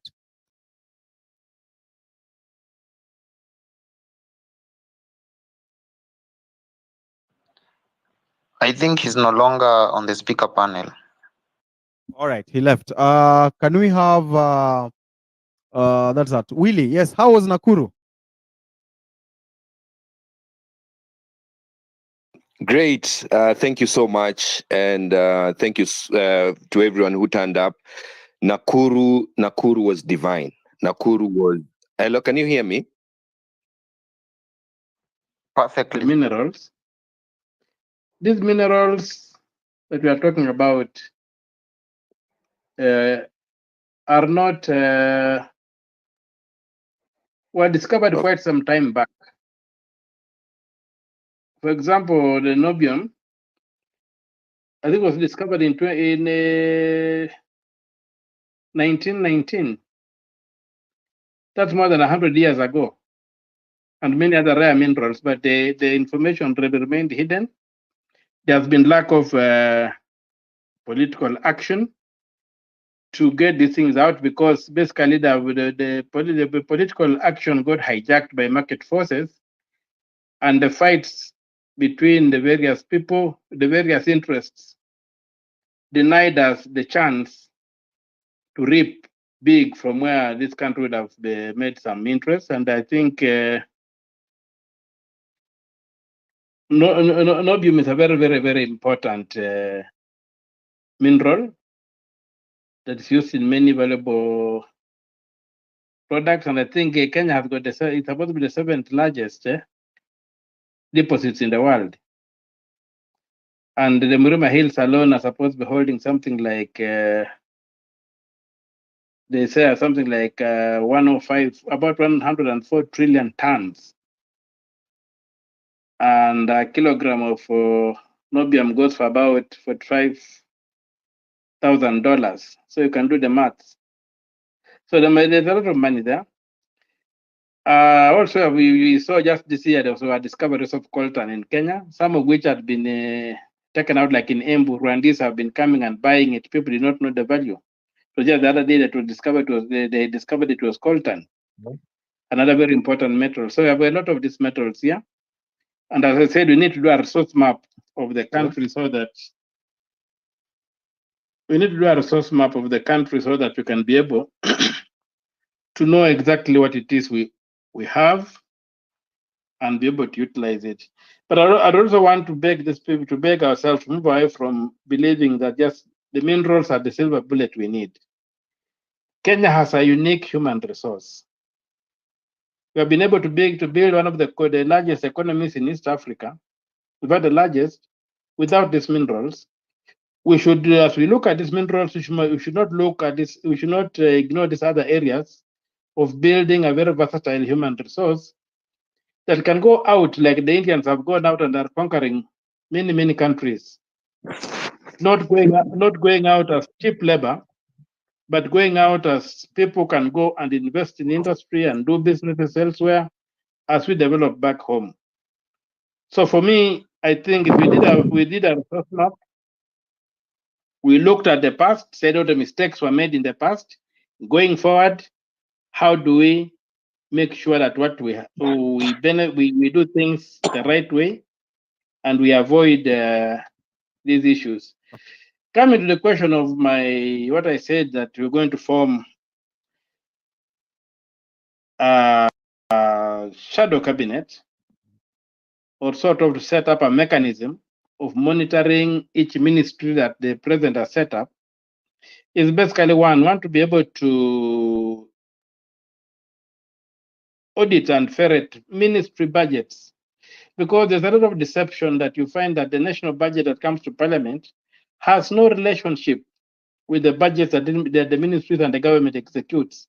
And to do that, you just need to take the appropriation bill or the appropriation act of any year and hold it against the corresponding monthly statements of actual revenues, net revenues, and actual net revenues and actual expenditure that's published every month by the Treasury, and you'll see that the budgets that are being implemented by government are not the ones that are passed by the executive.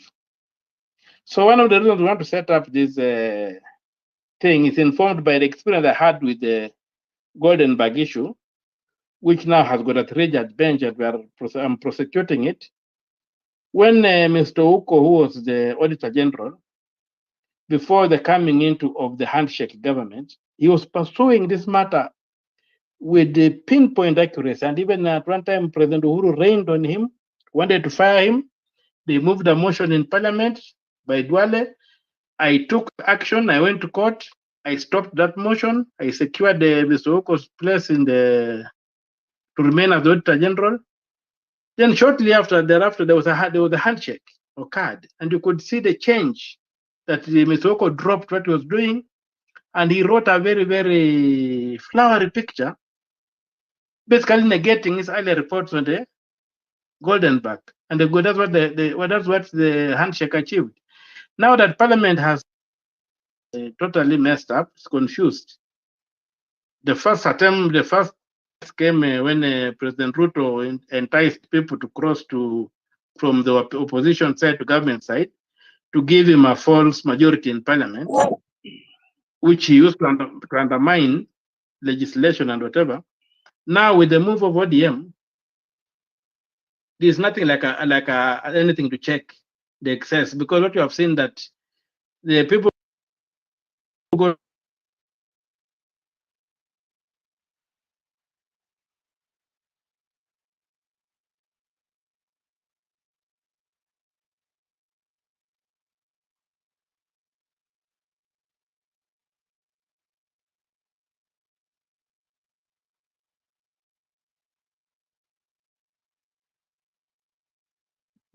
mechanism where we can be able to set up an orderly way.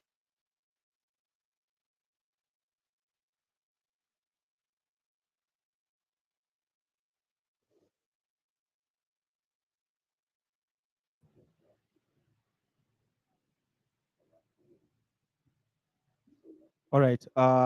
Edgar, is Okia still there?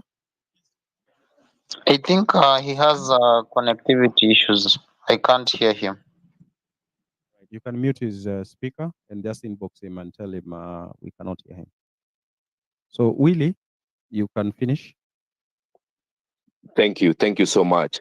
First of all, I'd like to thank everyone who came through, everyone who shared from within and from far. Nakuru was divine. The movement is very energized, and it was such an inspiring sight to behold. The artistic submissions were very, very powerful to send a strong message that the quest is still alive like never before. You see, the past years, Nakuru had a history of voting along very deep tribal lines and also aligning along ethnic lines.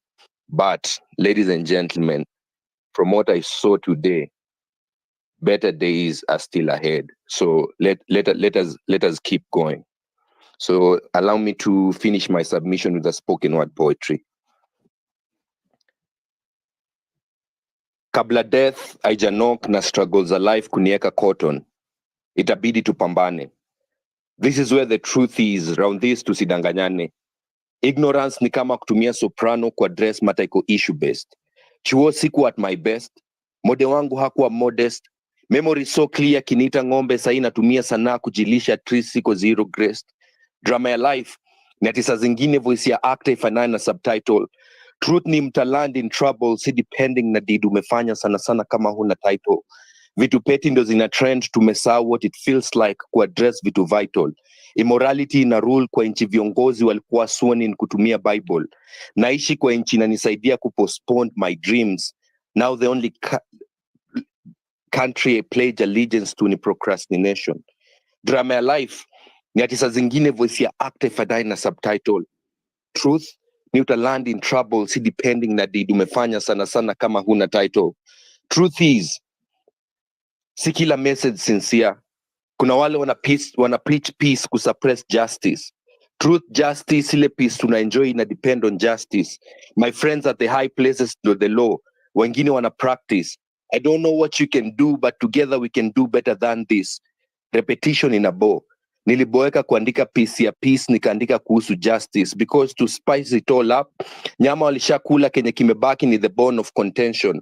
Actions ndo ina separate the word choices from decision. Mali natoka, hata the blind upanga laini kuchangua viongozi hawana vision. Sijaiona success story ina mission. Generation ya saiko talented to talk about injustice with precise precision. So tangu class 4 daro za mao ndio mimi nilianza kuchora mistari. Pia nilienda na exercise book hoping one day nitashare one stage na Juliani. Ukabila ilikuwa so rampant, mile clan nilitambua ni uko fulani. Tuliacha kifuli moja mara mob, tukirudi landlord aliamua ku make it safer. Jioni tulipata vifuli mbili kejani. Saizo wanasiasa wako na security hadi security of Kenya. Mtaani chai haikuwa na escort. At times mother alihave kukaanga skari ndo wengine act kama majani. Na tulikaa njaa for days hadi hangejua Michelle ni ntalami. Nasema life is a journey. Huyu dereva na drive recklessly alisha cause accident but bado ajali. Life is acceptance. Nilikutana na ude mrembo lakini alinikataa. Vile ameweza si amekubali. Life is about moving.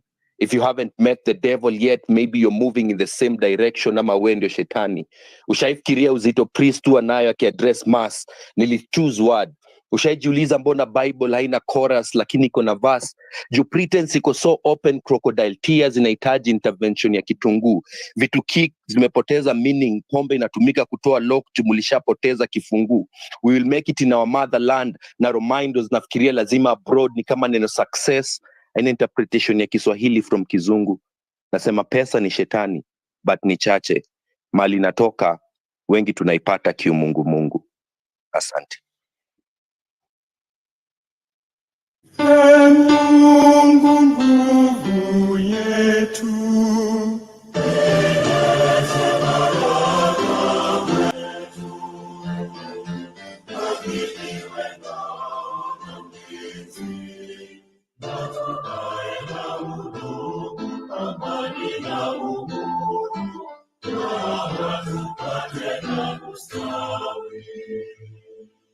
amkeni ndugu zetu, tufanye sote bidii,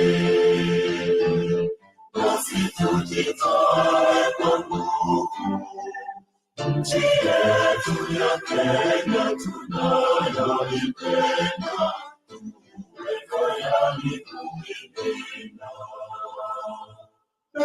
tujenge taifa letu. Wajibu wetu, Kenya istahili heshima. Tuungane mikono pamoja kazini, kila siku tuweka shukrani.